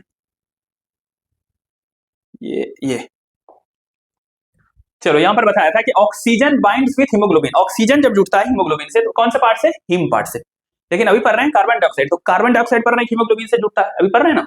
अभी क्या पढ़ रहे हैं हम लोग, अभी पढ़ रहे हैं हम लोग कि कार्बन डाइऑक्साइड जुड़ता है हीमोग्लोबिन से। क्या पढ़ रहे हैं अभी पढ़ रहे हैं हम लोग कि कार्बन डाइऑक्साइड बाइंड्स विथ, पढ़ रहे हो ना, कार्बन डाइऑक्साइड हीमोग्लोबिन से जुड़ता है। हीमोग्लोबिन के कौन से पार्ट से, हीम पार्ट से या ग्लोबिन पार्ट से। तो यहाँ पे याद रखना है कि CO2 binds with globin part, तो यहाँ पर हो जाएगा ग्लोबिन, हीम पार्ट नहीं होगा भाई, globin part of the haemoglobin. ठीक है, ग्लोबिन क्या है पता है ना, ग्लोबिन प्रोटीन है ना, प्रोटीन तो एमिनो एसिड होता है, तो उसमें होता है एमिनो ग्रुप से जुड़ता है, GROUP। समझ में आया। तो कार्बन डाइऑक्साइड ग्लोबिन पार्ट से जुड़ता है, ग्लोबिन में भी, ग्लोबिन क्या है प्रोटीन वाला पार्ट है, उसमें एमिनो ग्रुप होता है, तो एमिनो ग्रुप से ये CO2 जुड़ता है और क्या बनाता है, कार्ब एमिनो हीमोग्लोबिन। कभी मत बोलना कार्बोक्सी भाई, कार्बोक्सी लिखोगे तो तुम्हारी मौत आ जाएगी। ठीक है, कार्बोक्सी कब बनता है, कार्बोक्सी बनता है जब CO कार्बन मोनोऑक्साइड जुड़ता है हीमोग्लोबिन से, तब, कार्बन डाइऑक्साइड नहीं, तब ये बनता है। चलो आगे बढ़ो। चलो क्या बोला है, बाइंडिंग इज रिलेटेड टू, अब ये कार्बन डाइऑक्साइड हीमोग्लोबिन से जुटेगा और कार्ब हीमोग्लोबिन बनेगा कि नहीं बनेगा, कम बनेगा कि ज्यादा बनेगा, ये सब डिपेंड करेगा उसके प्रेशर पर। यहाँ पर लिखेंगे बाइंडिंग इज रिलेटेड टू, क्या लिखेंगे, PCO2 partial pressure of carbon dioxide. ठीक है भाई, अब तुम भी बता दो ये कहाँ काम होगा, मतलब कि कार्बन डाइऑक्साइड के साथ हीमोग्लोबिन कहाँ जुटेगा, कहाँ पर ये काम बहुत आसानी से हो सकता है। पूरा तुम कहानी सुन चुके हो, चलो तुम पूरा कहानी सुन चुके हो, तो बताओ कि कार्बन डाइऑक्साइड के साथ हीमोग्लोबिन, यहाँ ब्लड में हीमोग्लोबिन आ रहा है, ये CO2 कार्बन डाइऑक्साइड निकल रहा है, RBC में जा रहा है, और हीमोग्लोबिन, ये हीमोग्लोबिन और कार्बन डाइऑक्साइड के साथ जुड़ रहा है, कार्बन डाइऑक्साइड हीमोग्लोबिन के साथ जुड़ रहा है और बन रहा है कार्बन में, कहाँ होता है, टिश्यू लेवल पे, क्योंकि टिश्यू लेवल पे PCO2 ज्यादा होता है, पार्शियल प्रेशर ऑफ CO2 ज्यादा होता है, इसीलिए ये बनेगा यहीं पर। तो चलो इतना बात समझ गए, कहाँ आना था हमें, कौन से पेज पर, ये हो गया इस पेज पर। Dash is the major factor which could affect this binding. Okay ठीक है, समझ में आ गया ना, बाइंडिंग डिपेंड करेगा partial pressure of carbon dioxide के, लेकिन पार्शियल प्रेशर ऑफ ऑक्सीजन भी इसको अफेक्ट कर सकता है। अगर पार्शियल प्रेशर ऑक्सीजन का ज्यादा है तो इसको बंधने नहीं देगा, क्योंकि ऑक्सीजन जुड़ जाएगा हीमोग्लोबिन के साथ, CO2 को जुटने नहीं देगा। समझ में आ रहा है कि नहीं आ रहा। तो कार्ब हीमोग्लोबिन का बनना डिपेंड करेगा किस पर, पार्शियल प्रेशर ऑफ CO2 को, लेकिन कि ये बनना अफेक्ट कर सकता है कौन, पार्शियल प्रेशर ऑफ ऑक्सीजन। क्या लिखूंगा यहाँ पर, लिखूंगा PO2, partial pressure of oxygen is the major factor which could affect this binding, इस बाइंडिंग को वो अफेक्ट कर सकता है। और कुछ लिखा है तो बताओ, ज्यादा बाइंडिंग कहाँ होगा, बताओ ज्यादा बाइंडिंग, अभी किस बाइंडिंग का बात हो रहा है, बाइंडिंग का बात हो रहा है CO2 जुटेगा हीमोग्लोबिन से, ज्यादा कहाँ होगा, तो एट टिश्यू लेवल पे ज्यादा होगा। क्यों होगा टिश्यू लेवल पर ज्यादा, क्योंकि टिश्यू लेवल पर PCO2 हाई होता है सर, PCO2 हाई होता है, ये होगा। फिर क्या लिखा है, डिसोसिएशन ऑफ कार्ब हीमोग्लोबिन, ये कार्ब हीमोग्लोबिन टूट जाएगा, उल्टा ये टूट के हीमोग्लोबिन अलग, ऑक्सीजन CO2 अलग हो जाएगा। ये कहाँ होगा, एल्वियोलाई लेवल पर होगा, एट एल्वियोलाई। क्यों होगा, क्योंकि वहां PCO2 कम होता है, पार्शियल प्रेशर कार्बन डाइऑक्साइड का कम होता है। चलो भाई इतना पढ़ लिया, अब दूसरा वाला पढ़ो, पर क्या पढ़ रहे हैं समझ में आ रहा है ना। हम लोग पढ़ रहे हैं transport of CO2, transport of CO2 में पढ़ा RBC से होगा 23%, किस फॉर्म में, कार्ब हीमोग्लोबिन के फॉर्म में, इसके बारे में पढ़ लिया। अब दूसरा पढ़ना है तुम्हें क्या, प्लाज्मा से, ये होगा 70% और 7% होगा, तो ये डिसॉल्व फॉर्म में होगा। डिसॉल्व मतलब क्या होता है, सिर्फ भूल जाना, तो ये CO2 तो CO2 ही रहेगा, इसका कोई रूप नहीं होगा, तो इसके बारे में कुछ पढ़ेंगे नहीं, सीधा बोल देंगे डिसॉल्व फॉर्म में। लेकिन ये 70% बाइकार्बोनेट के फॉर्म में होगा, तो बाइकार्बोनेट कैसे बनेगा ये जानेंगे ना, तो अब यही पढ़ना है। चलो तब पढ़ लेते हैं, बाइकार्बोनेट कहां पर होगा, तो लिखा है एट, बाइकार्बोनेट बनेगा कहां, टिश्यू लेवल पे बनेगा, तो एट टिश्यू लेवल पे ये सब बनेगा। और ये तो हम पढ़ा चुके हैं, उस डायग्राम बताए ना, सब इस डायग्राम में बता चुके हैं भाई, पहले आधे घंटे में सब तुम्हें पढ़ा चुके हैं, अब सिर्फ लिख रहे हैं नोट्स, सब पढ़ाया जा चुका है। यहाँ पर बताया ना कि कुछ ये 70% जो है, ये 70% जो है CO2 ये आया, और ये CO2 जो है RBC के अंदर वाटर से जुटा, और एंजाइम था CA, कार्बोनिक एनहाइड्रेट बना H2CO3, फिर कार्बोनिक हाइड्रेट से ये अनस्टेबल था तो टूट गया बाइकार्बोनेट, क्या हमारा सब बता चुके हैं, और ये बाइकार्बोनेट बाहर निकलेगा। तो यही सब जब पढ़ा चुके हैं सब कुछ, तो वहां पर लिख दो फटाफट। चलो भाई कहां पर, यहाँ पर, तो यही वही एंजाइम है कि CO2 है सर, और CO2 है सर, और ये वाटर कार्बोनिक एनहाइड्रेट एंजाइम है सर, बाइकार्बोनेट बनेगा सर। फिर इस एंजाइम की वजह से ये अनस्टेबल है सर, ये अनस्टेबल है सर, तो ये टूट जाएगा तो H+ और बाइकार्बोनेट, यही बाइकार्बोनेट बन गया। ठीक है, और ये बाइकार्बोनेट जब बन जाएगा तो ये क्या होता है, ये RBC आरबीसी से बाहर चला जाता है ना, आरबीसी से बाहर चला जाता है। चलो बताओ, ये रिएक्शन ऐसे जा रहा है, मतलब लेफ्ट टू राइट जा रहा है, कहाँ हो रहा है, मतलब CO2 और H2 जुट रहा है, ये कहाँ हो रहा होगा, ये जुट रहा है टिश्यू में हो रहा होगा, तभी तो जुटेगा। तो ऊपर वाला जो भी रिएक्शन लिखा है ये कौन से लेवल पर, तो लिखा, हाँ लिख तो दिया है टिश्यू लेवल पर, लेकिन उल्टा देखो, एरो इधर भी दिया है, मतलब ये रिवर्सिबल रिएक्शन है। तो इधर नीचे वाला एरो देखो, मतलब ये ऐसे जा रहा है, मतलब H प्लस और बाइकार्बोनेट जुट रहा है और H2CO3 बन रहा है। फिर नीचे वाला एरो देखो, नीचे से इधर एरो दिया, मतलब CO2 और H2O बन रहा है, मतलब ये क्या हो रहा है, टूट रहा है, मतलब बाइकार्बोनेट टूट रहा है। तो ये कहाँ हो रहा होगा, ये हो रहा होगा एल्वियोलाई लेवल पर। टूटता कहाँ है, एल्वियोलाई लेवल पर। तो ऊपर वाला arrow is applicable for tissue level, नीचे वाला एरो इज एप्लीकेबल फॉर उधर से इधर आना है एल्वियोलाई पर। क्या लिखा है, मेनली इनसाइड आरबीसी। ओके चलो, ये एंजाइम बताया ना, ये एंजाइम मेनली कहाँ होता है, कार्बोनिक एनाहाइड्रेज मेनली बहुत ज्यादा होता है आरबीसी के अंदर, थोड़ा सा अमाउंट में प्लाज्मा में भी होता है, ठीक है। तो ये रिएक्शन मेनली होगा आरबीसी के अंदर। चलो भाई इतना पढ़ लिया, अब क्या है, ये तो बता ही दिया तुम्हें कि 100 ml oxygenated blood 5 ml oxygen देता है टिश्यू को, और 100 ml deoxygenated blood 4 ml carbon dioxide देता है एल्वियोलाई पर। यहाँ पर भरो 100 ml of deoxygenated blood deliver कितना ml ऑफ CO2 एल्वियोलाई को देगा, तो ये हो जाएगा 4 ml।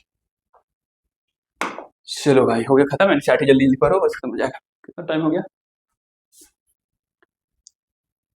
1.5 घंटा हो गया, 1:37। चलो अब इसमें कुछ नहीं बचा है तुम्हें पढ़ाने के लिए, मैं सब लाइन पर आ चुका हूँ, ठीक है। क्लीन क्लियर क्या करना है, बैक करना है, सेलेक्ट करना है। चलो जल्दी जल्दी देख लो, अब क्या लिखा है, ब्लड, चेंज करो इसको, इसमें आ जाते हैं। ट्रांसपोर्ट ऑफ गैसेस में क्या लिखा है, ब्लड। सबसे पहले तो मीडियम सब बता दिए, मीडियम क्या है, ब्लड है। उसके बाद बोला है अब ऑक्सीजन पे, 97% ऑक्सीजन O2 किस फॉर्म में, आरबीसी से। तो रिमेनिंग 3% किससे, डिसॉल्व स्टेट। खत्म हो गया, आगे चलो।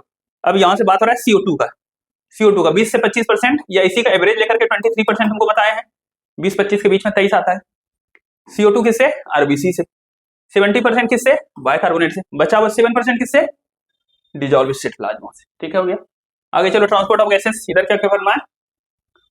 चलो हीमोग्लोबिन ये सब बता दिया तुम्हें, रेड कलर पिगमेंट होता है, आयरन कंटेनिंग सब लिखा हुआ है, सब लिख दिया है नोट्स में, ठीक है। चलो आगे फिर क्या बोला है, can bind with haemoglobin reversible manner. Oxy haemoglobin बनता है, कैसे बनता है, हीमोग्लोबिन जब ऑक्सीजन के साथ बाइंड होता है तो।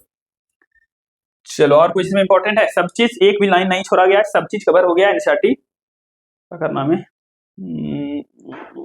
करना है, इसको ऊपर करना है, तो पहले इसको बैक करना पड़ेगा हमें।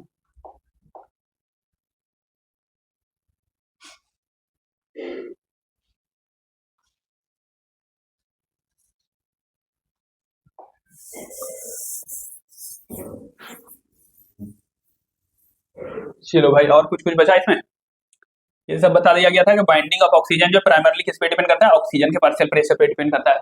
इसको अफेक्ट करने वाला कुछ और फैक्टर है, जैसे partial pressure of CO2, hydrogen ion का कंसंट्रेशन, टेम्परेचर, ठीक है। हाइड्रोजन आयन का कंसंट्रेशन कोई बोलेगा तो pH भी हम बोल देंगे, ठीक है। ये सब बात हो गया। कैसा कर्व मिलता था, सिग्मॉइड कर्व मिलता था, ठीक है। किसका बात हो रहा है, किसके बीच का ग्राफ है ये, परसेंटेज सेचुरेशन ऑफ हीमोग्लोबिन किसके साथ, और पार्शियल प्रेशर ऑफ ऑक्सीजन के साथ। इस ग्राफ को क्या बोलते हैं, इस ग्राफ को बोलते हैं OD curve, oxygen dissociation curve बोलते हैं, ठीक है। कैसा ग्राफ है ये, सिग्मॉइड है, ऐसे जैसा आया है। P50 वैल्यू तुमको बता दिए हैं, P50 वैल्यू देखोगे 20, 40, 50, 50 से जाओगे ग्राफ को जहां कटेगा उसको प्रेशर देखना है, प्रेशर ये 27 के आसपास आ रहा है, तो P50 वैल्यू हो गया। चलो आगे हो गया, राइट शिफ्ट भी बता दिया तुम्हें, राइट शिफ्ट इधर होगा, लेफ्ट शिफ्ट इधर होगा।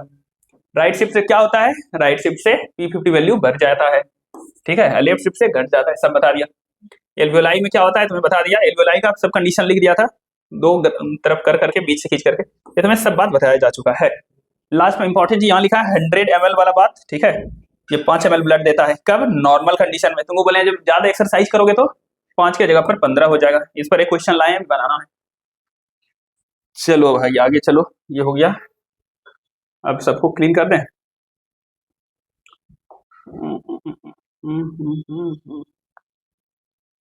चलो ये ट्रांसपोर्ट अब क्या हो जाएगा, ट्रांसपोर्ट ऑफ, अब कर लेंगे ट्रांसपोर्ट ऑफ CO2।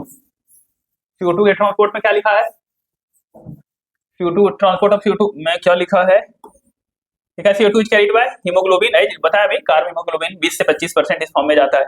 और ये किससे रिलेटेड होता है अभी बताया, पार्शियल प्रेशर ऑफ CO2। इसको अफेक्ट करने वाला कौन है, पार्शियल प्रेशर ऑफ ऑक्सीजन, एक मेजर फैक्टर भी तुरंत पढ़े 5 मिनट पहले। फिर क्या बोला, जब PCO2 हाई रहेगा, ज्यादा कहां रहता है PCO2 हाई, टिश्यू में रहता है। और PO2 लो कहां रहता है, PO2 लो टिश्यू में रहता है, लिखा है in the tissue. More binding of carbon dioxide, तो ज्यादा बाइंडिंग हुआ ज्यादा कार्ब एमिनो हीमोग्लोबिन बनेगा, ठीक है। When PCO2 is low, PCO2 कम होगा कहां, एल्वियोलाई में। PO2 ज्यादा होगा कहां, एल्वियोलाई में। तो क्या हो जाएगा, ये बाइंडिंग नहीं होगा, ये डिसोसिएशन, तो इसीलिए ये टूटने लगेगा। कहां टूटेगा, तो एल्वियोलाई में टूटेगा, ठीक है। चलो तो ये सब बात हो गया। तो ये कार्ब एमिनो हीमोग्लोबिन का बात कर लिया, थोड़ा सा बाइकार्बोनेट वाला बात कर लेगा, फिर हो जाएगा खत्म। ओके, अब इसमें कुछ नहीं है, तो अब जो है नेक्स्ट पेज पर चलो। यही बात है, ये हो गया। कहाँ का बात हो रहा है, CO2, ये टूटने का बात हो रहा है, कार्ब हीमोग्लोबिन से टूट जाएगा, ठीक है। CO2 which is bound to the haemoglobin from tissue deliver to the, टूट करके टिश्यू में डिलीवर हो जाएगा। चलो अब दूसरा बात होने लगा बाइकार्बोनेट वाला, यहाँ से बात हो रहा है बाइकार्बोनेट वाला, HCO3 वाला। क्या लिखा है, लिखा है RBC contain very high concentration of enzyme. कौन सा एंजाइम, वही सी है, कार्बोनिक एनाइड्रेट, लिखा है ना, लिखा है ना माइन्यूट, मतलब ये एंजाइम कम होता है, माइन्यूट क्वांटिटी ऑफ सेम, मतलब वही enzyme present in plasma to, plasma में भी होता है, ठीक है। ये एंजाइम क्या करता है, तो बताया ये एंजाइम CO2 है, वाटर है, ये बाइकार्बोनेट बनाता है, फिर ये टूट जाता है, ठीक है। चलो क्या बोला, टिश्यू साइड, टिश्यू का बात हो रहा है। टिश्यू साइड पर क्या होगा, पार्शियल प्रेशर CO2 ज्यादा होता है, हाई होता है। क्यों, क्योंकि कैटाबोलिज्म होता है, CO2 बनते रहता है। CO2 diffuses into the blood, वो ब्लड में चला जाएगा, आरबीसी में चला जाएगा, और क्या बनाएगा, यही होगा। CO2 कहां चला गया, ब्लड में चला गया, आरबीसी में, आरबीसी में तो वाटर होता है, ये सब रिएक्शन होगा, बाइकार्बोनेट बन जाएगा, ठीक है। चलो ये कहां हो रहा है, टिश्यू लेवल पे हो रहा है। एल्वियोलाई लेवल पर बता दिया तुमको, एल्वियोलाई लेवल पर उल्टा होता है, एल्वियोलाई लेवल पर उल्टा होता है। क्या होता है, देखो एल्वियोलाई लेवल पर क्या होता है, ये बाइकार्बोनेट जो बाहर से आ रहा था वो आरबीसी के अंदर जाता है, अब बाइकार्बोनेट और H+ मिलकर के H2CO3 बनाता है, ये टूट करके CO2 बनाता है, CO2 फिर से एल्वियोलाई में चला जाता है। यही बात है एनसीईआरटी में लिखा हुआ है, वही देखना।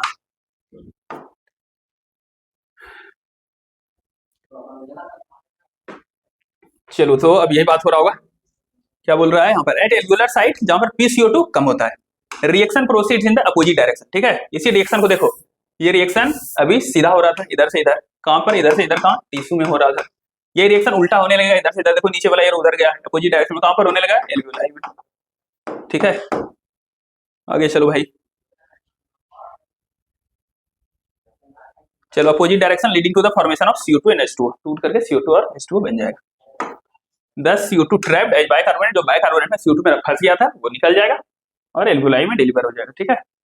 एट टिश्यू लेवल, जो टिश्यू लेवल में CO2 कार्बोनेट की तरफ फंस गया था, ट्रांसपोर्टेड टू द एल्वियोलाई, वो एल्वियोलाई तक चला जाएगा and release CO2, CO2 form में निकल जाएगा। तो ये इंपॉर्टेंट बात लिख रहा है, 100 ml ऑफ डीऑक्सीजनेटेड CO2 तो डीऑक्सीजनेटेड में ही होगा, डिलीवर्स 4 ml।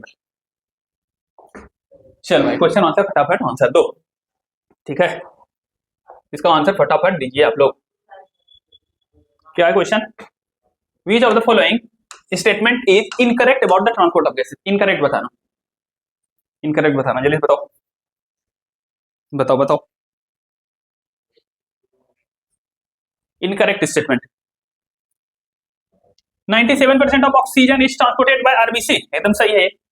आरबीसी होता है 3% oxygen carry by dissolved state in plasma, एकदम ये सही है सर। 20 से 25% CO2 is transported by RBC in the form of carb amino, एकदम सही है सर, ये सही है, तब कल क्या 70% of carbon dioxide is carried, नहीं ये गलत है, 7% होता है डिसॉल्व फॉर्म में, तो ये इनकरेक्ट हुआ, तो इसका आंसर हो गया 1 का 4, ठीक है। चलो आगे, चलो क्वेश्चन नंबर 2 का जल्दी से आंसर दो, क्वेश्चन नंबर 2 का आंसर दो। Which of the following factors are favorable for the formation of oxyhemoglobin? Oxyhaemoglobin बनना है, मतलब अपने से रिएक्शन लिखो, हीमोग्लोबिन प्लस ऑक्सीजन बनेगा HbO2, ठीक है। ये बनना है, ये रिएक्शन को फॉलो करना, मतलब क्या, ऑक्सीजन को जुटना है, मतलब पार्शियल प्रेशर ऑक्सीजन, वो पांचों चीज याद रखो। ये कहां होता है, ये चीज कहां होता है, ये कहां होता है, एल्वियोलाई होता है। एल्वियोलाई क्या होता है, PO2 ज्यादा होता है, पार्शियल प्रेशर ऑफ ऑक्सीजन ज्यादा होता है, PCO2 कम होता है, H+ भी कम होता है, H+ कम होगा तो pH ज्यादा होता है, चार्ज हो गया, टेम्परेचर भी कम होता है, ये 5 चीज याद रखना, ठीक है। समझ में आया, इसके लिए क्या क्या कंडीशन बताएं, सब बता दिए डिटेल में। क्या, ये जुटना है ना, तो PO2 हाई होना चाहिए, O2 जब हाई होगा तो CO2 कम होना चाहिए, और ये होता है एल्वियोलाई लेवल पर, वहां तो कैटाबोलिज्म नहीं होता है, वहां H+ कम होना चाहिए, H+ कंसंट्रेशन कम, H+ जब कम होगा तो pH ज्यादा हो जाएगा, तो pH इसका ज्यादा हो जाएगा, समझ में आया। और चूंकि ये होता है एल्वियोलाई लेवल पर, कैटाबोलिज्म नहीं होता, टेम्परेचर भी वहां बढ़ता नहीं है, तो लो टेम्परेचर, इतना बात तो हमें अपने दिमाग में है। अब इस क्वेश्चन को देखेंगे।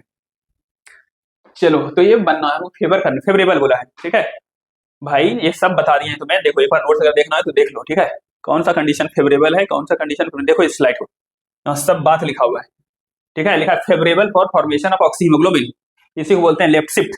ये सब कंडीशन तुमको बता दिए हैं। PO2 हाई होना चाहिए, PCO2 लो होना चाहिए, कंसंट्रेशन H+ लो होना चाहिए, pH ज्यादा होना चाहिए, टेम्परेचर कम होना चाहिए, ठीक है।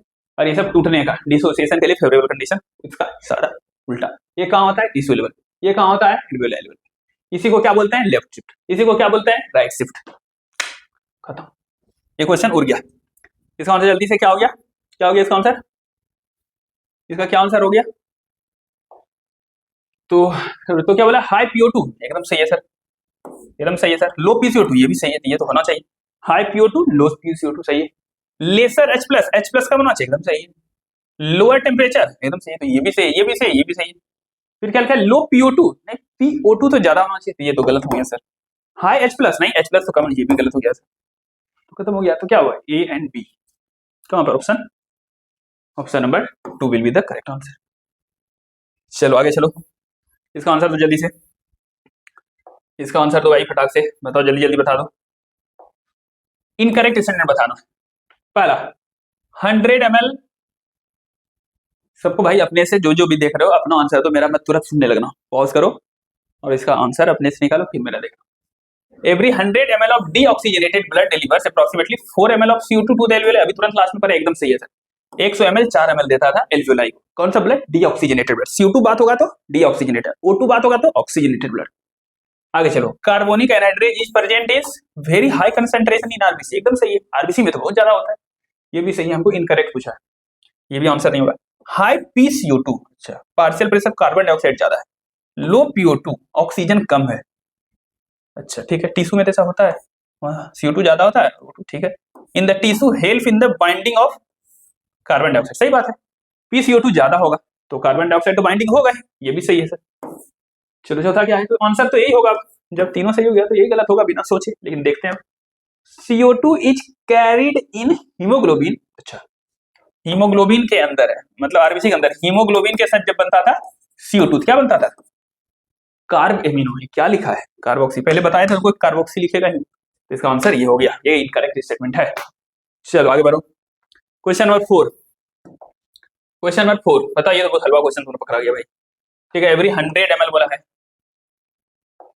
एवरी 100 ml कैसा ब्लड है? डीऑक्सीजनेटेड। डीऑक्सीजन मतलब CO2 का बात होगा 4 ml होगा, CO2 का बात हो रहा है तो 4 ml हो गया इसका आंसर, ऑप्शन नंबर 1। चलो आगे बढ़ो, चलो बता दो इसका, बताओ। इंक्रीज इन एसिडिटी, एसिडिटी बढ़ रहा है मतलब H+ बढ़ रहा है। इंक्रीज इन एसिडिटी, एसिडिटी बढ़ना मतलब H+ आयन बढ़ना, और pH का घटना, दिमाग को समझा लो, ठीक है। एसिडिटी मतलब pH का घटना, ठीक है। Increase in acidity has the same effects on oxygen dissociation curve, अच्छा ओडी कर्व पर इसका क्या होगा? H+ बढ़ना या pH घटना? ओडी कर्व पर क्या होता था बताया तुमको, ये ओडी कर्व है सर, ठीक है। इधर PO2 होता था सर, इधर परसेंटेज सेचुरेशन होता था सर, इस तरह का ग्राफ होता था सर। ये क्या है? H+ बढ़ता है तो राइट शिफ्ट होता है, नीचे जाता है, ये सब राइट शिफ्ट का है, मतलब डिसोसिएशन होगा, टूटेगा, ऑक्सीजन और हीमोग्लोबिन टूटेगा। चलो तो टूटने वाला सब कंडीशन को लिख लो। H+ क्या हो रहा है? H+ बढ़ रहा है, अच्छा इंक्रीज बोला है ना, H+ बढ़ रहा है तो H+ बढ़ रहा है, इस सब एक साथ सब वाला कंडीशन देख लो। इसी के जैसा और क्या होता था? ठीक है, तो क्या क्या होता था? H+ का बढ़ना, और क्या होता था? pH का घटना, टेम्परेचर का बढ़ना, PO2 का घटना, PCO2 का बढ़ना, ये सब एक ग्रुप का आदमी है, ये सब एक जाति का आदमी है। तो वो क्या पूछा है? H+ बढ़ना, उसी के तरह का तुम्हें पूछा है कि ओडी कर्व पर ये क्या करेगा? H+ बढ़ेगा तो ओडी कर्व को राइट करेगा, तो राइट शिफ्ट करने वाला सब चीज पर लो। समझ में आया? क्वेश्चन कहां से बन जाएगा, कौन से स्लाइड से बन जाएगा तुम्हारा? इसी से बन जाएगा।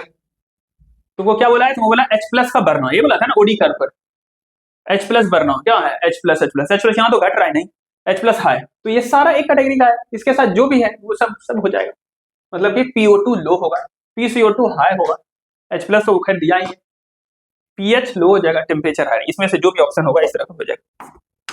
क्या हो रहा है? कौन सा क्वेश्चन था? नो क्वेश्चन है, बहुत सारा क्वेश्चन है क्या?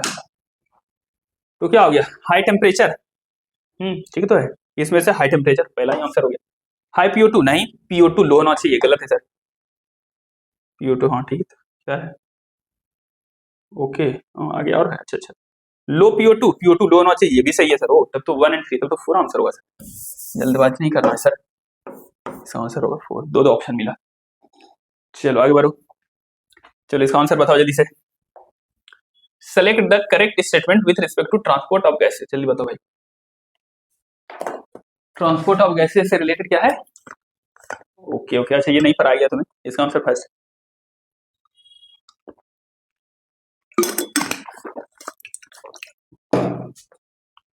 एनसीईआरटी में नहीं है, हम भी नहीं पढ़ाए, लाए थे लेकिन छोड़ दी।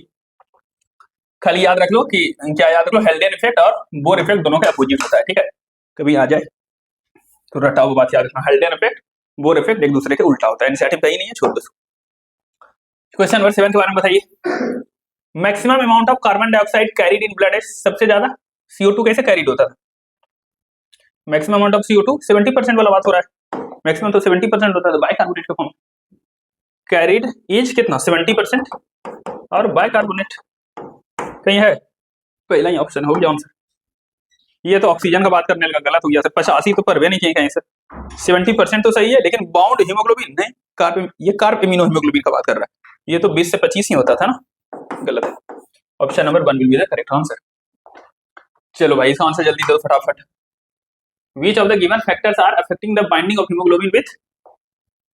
Which of the following factors are affecting the binding of hemoglobin with oxygen, resulting in increase in P50 value? P50 value इसीलिए P50 वैल्यू आ रही है।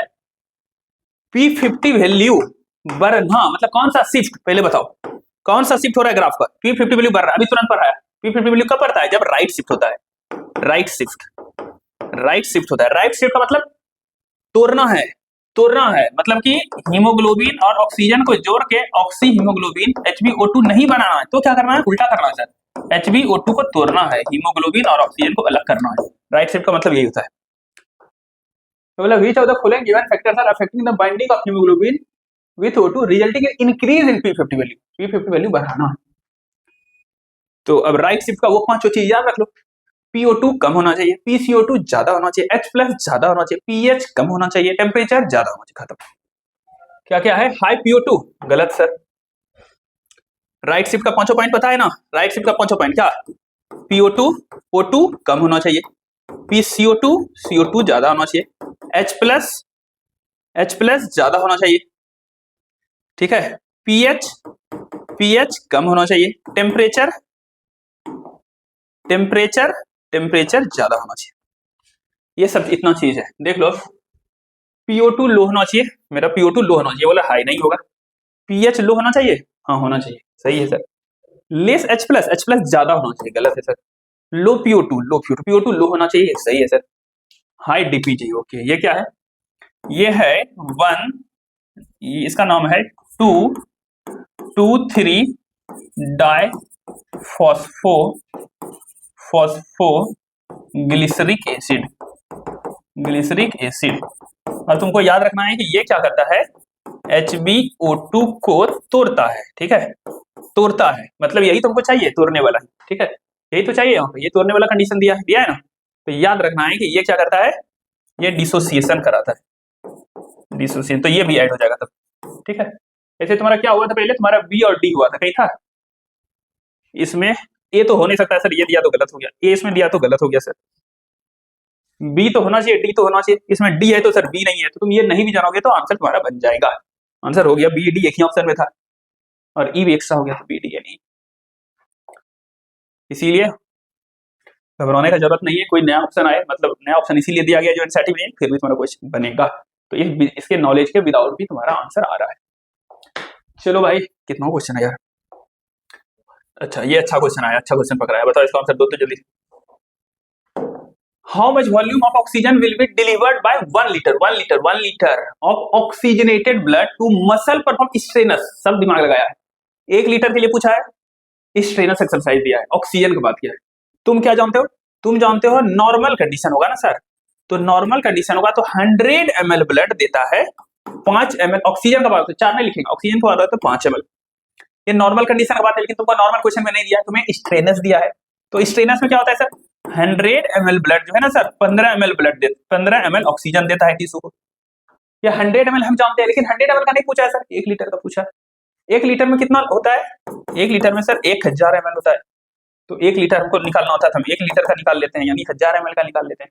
100 ml का पता है, 1000 का नहीं निकाल सकोगे, निकाल लो।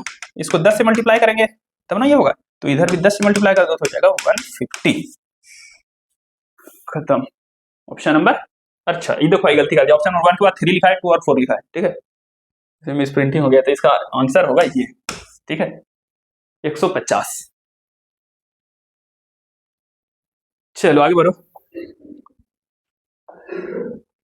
अप्रोक्सीमेटली 70%, बताओ इसका आंसर, सब लोग बता सकते हो। 2014 में आया, नीट में आया, APMT 2014। अबे चलो,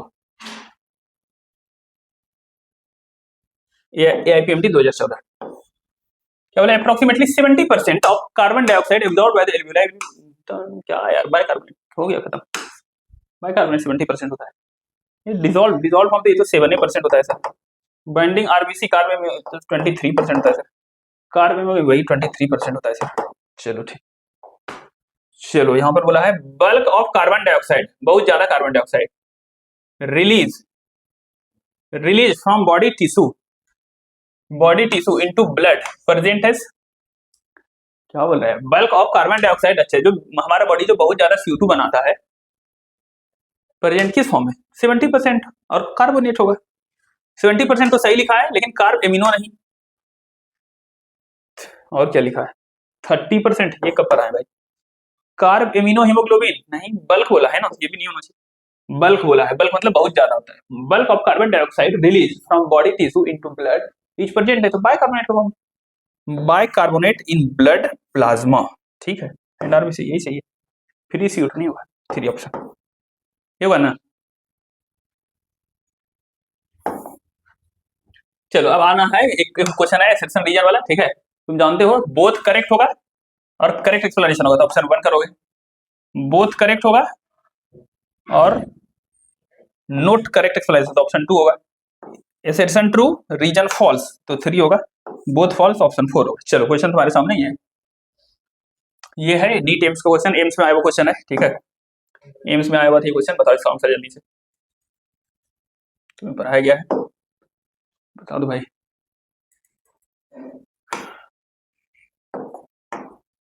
question number 12, 100 ml of venous मतलब होता है डीऑक्सी, वेन में डीऑक्सीजनेटेड ब्लड जनरली होता है, ठीक है, पल्मोनरी वेन को छोड़, 100 ml ऑफ वेनस ब्लड मतलब CO2 का बात हो रहा है, CO2 का बात नहीं हो रहा है, वेनस मतलब हुआ डीऑक्सीजनेटेड ब्लड का बात हो रहा है, डीऑक्सीजनेटेड ब्लड का बात हो रहा है। 14.4 ml of oxygen, okay, that is it is 75% saturated with oxygen in normal condition, सही है कि गलत है भाई, ये स्टेटमेंट बता दो। चलो एम्स में आया था, अच्छा ही क्वेश्चन है। चलो भाई देखो कहां से तुमसे ये बनेगा, कहां से बनेगा, तो तुमसे इस डायग्राम से बन जाएगा। तुम्हें बताया गया है क्या भाई, ये कैसा ब्लड है, इधर कैसा ब्लड होता है, ये रेड वाला बनाया है मतलब ऑक्सीजनेटेड ब्लड, ये ब्लू वाला बनाया है मतलब डीऑक्सीजनेटेड ब्लड। तुमको किससे बात कर रहा है वो वाला है तुमको वेनस ब्लड, यानी इस ब्लड का बात कर रहा है। तो नॉर्मल यहां से आ रहा है ऑक्सीजनेटेड ब्लड, तुमको बताए थे कि 100 ml 100 ml जो ब्लड होता है उसका कैपेसिटी है कि वो 20 ml ऑक्सीजन दे सकता है, यहां से आकर के वो 20 ml ऑक्सीजन दे नहीं सकता, 20 ml ऑक्सीजन को कैरी कर सकता है, लेके आ सकता है। नॉर्मल कंडीशन में वो 5 ml देता है, तो 15 बच जाता है इसके पास, तो मतलब 15 बच जाएगा, तो ये 15 लेकर के चला जाएगा ना, क्या दिक्कत है। इसका सर कैपेसिटी है 20 ml का, बताए ना, 20 ml में सर नॉर्मल कंडीशन में 5 ml देता है टिश्यू को, 15 तो बचाना इसके पास, तो ये 15 लेकर के चला जाएगा, क्या दिक्कत है, कोई दिक्कत नहीं। और सोचो 20 में से 5 दिया, 20 में से 5 दिया तो 15 बचा, 15 बचा ना भाई, किस में से, 20 में से 15 बच ही गया, ये कितना परसेंट हुआ निकालो, 100 से मल्टीप्लाई कर दो, तो 5 3 जा 15, 5 4 जा 20, और ये 25 4 जा 100, तो 75%, मतलब कि 15 तो बच ले रहा गया इसमें, 75%, तो एकदम सही बात वो बोल रहा था, वो कुछ पॉइंट में बोल रहा था, लेकिन वही था ना भाई, क्या बोला 100 ml ऑफ वेनस ब्लड 14.4, 15 तो मान ही सकते हैं, oxygen that is 75% saturated with oxygen, एकदम सही है ये स्टेटमेंट, पूरा सही है कि जो उधर ब्लड गया कौन सा वेनस ब्लड, उसमें अभी भी लगभग 15 ml ऑक्सीजन है, 5 ही ml दिया है, 15 ml ऑक्सीजन है, मतलब अभी भी 75% तो उसमें ऑक्सीजन है ही, वो हीमोग्लोबिन सैचुरेटेड है। तो ये स्टेटमेंट हुआ करेक्ट। आगे चलो, रीजन के बारे में क्या बोला है, 4.6 ml ऑफ ऑक्सीजन, ठीक है, ये 5 बात करते थे, 4.6 लिया है, यानी कि 25% diffuse from arterial blood into the tissue. लेकिन क्या लिख दिया, मतलब 4.6, इसको 5 ml तो मान लो, इसको 14, इसको 15 ml मान लो, ये बात तो सही है। तो 5 ml देता था तो नॉर्मल कंडीशन में ना, नॉर्मल कंडीशन में टिश्यू को देता था 5 ml, एक्सरसाइज में तो टिश्यू को 15 ml देता था। ये क्या लिखा है, ये लिखा है 4.6 ml ऑफ ऑक्सीजन, यानी 25% diffuse from arterial blood to tissue during exercise. Exercise लिख के गलत कर दिया, अगर यहाँ लिखता ड्यूरिंग नॉर्मल कंडीशन तो ये स्टेटमेंट भी सही होता। समझ में आया, लेकिन यहाँ लिखा एक्सरसाइज, एक्सरसाइज के समय तो 4.6 नहीं 15 ml मिलता है उसको, 15 ml, तो ये स्टेटमेंट हुआ गलत। तो हो गया ये करेक्ट, ये करेक्ट, ऑप्शन इसका आंसर बनेगा, assertion is correct, reason is false, option number 3। चलो भाई, ये क्या हो गया, ओके चलो ठीक, इस क्वेश्चन का आंसर देना है, क्वेश्चन यहाँ है, ऑप्शन यहाँ है, ये लास्ट क्वेश्चन है आज के क्लास का। क्या बोला है, गिवन ग्राफ, बहुत आसान है, डिमॉन्स्ट्रेशन ऑफ डैश ऑन ए, अच्छा ए मतलब ए, एक्स एक्सिस को ए बोल दिया भाई, ठीक है, A axis and dash on B axis, अच्छा इसको बी एक्सिस बोल दिया। बताओ तो ओडी कर्व में क्या क्या लेते थे, बस यही तो है, इधर क्या लेते थे, इधर लेते थे एक्स एक्सिस पे क्या, पार्शियल प्रेशर, एक्स एक्सिस पर लेते थे पार्शियल प्रेशर ऑफ ऑक्सीजन, और इधर लेते थे परसेंटेज सैचुरेशन ऑफ हीमोग्लोबिन। देखो भाई दिमाग घूम गया क्या तुम लोग, देखो देखो देखो देखो कहाँ पर आ गया, देखो इस ग्राफ को देखो क्या पर आ गया है, यहाँ पर लिखा है, क्या लिखा है, ये है ना, ये नहीं है, ओडी कर्व कहाँ पर आ गया भाई, ये, हाँ ये पर आ गया तुम्हें, ये क्या लिखा है ओडी कर्व के बारे में, इस तरफ क्या लिया, इधर लिया है PO2 पार्शियल प्रेशर ऑक्सीजन, इधर क्या लिया, इधर लिया percentage saturation, saturation of haemoglobin, तो हो गया एक्स एक्सिस पे ये लेते हैं भाई, पे ये लेते हैं, बस यही पूछा है। चलो भाई, तो लास्ट पहुंच जल्दी से, हो गया खत्म इस क्वेश्चन का आंसर। तो ए का मतलब क्या हुआ, PO2 partial pressure of oxygen, A का मतलब सैचुरेशन लिखा, गलत हो गया सर, ये ऑप्शन नंबर 1 को हटा ही दीजिए। ए का मतलब सॉलिबिलिटी हो गया, बाप रे बाप, ये कहाँ पर आ दिया, ए का मतलब पार्शियल, ये तो सही लग रहा है सर, 3 ऑप्शन नंबर ए में पार्शियल प्रेशर ऑफ ऑक्सीजन सही है, और बी में परसेंटेज सैचुरेशन सही है, तो option number 3 will be the correct answer. 4 में क्या बोला है, ए को बोला परसेंटेज, नहीं परसेंटेज सैचुरेशन तो यहाँ लेते हैं, तो ऑप्शन नंबर 3। थैंक यू आप लोगों को, ठीक है, अब रेगुलेशन बच गया और डिसऑर्डर बच गया, आधे घंटे का टॉपिक है, किसी दिन आ जाएगा, ठीक है, थैंक यू सबको।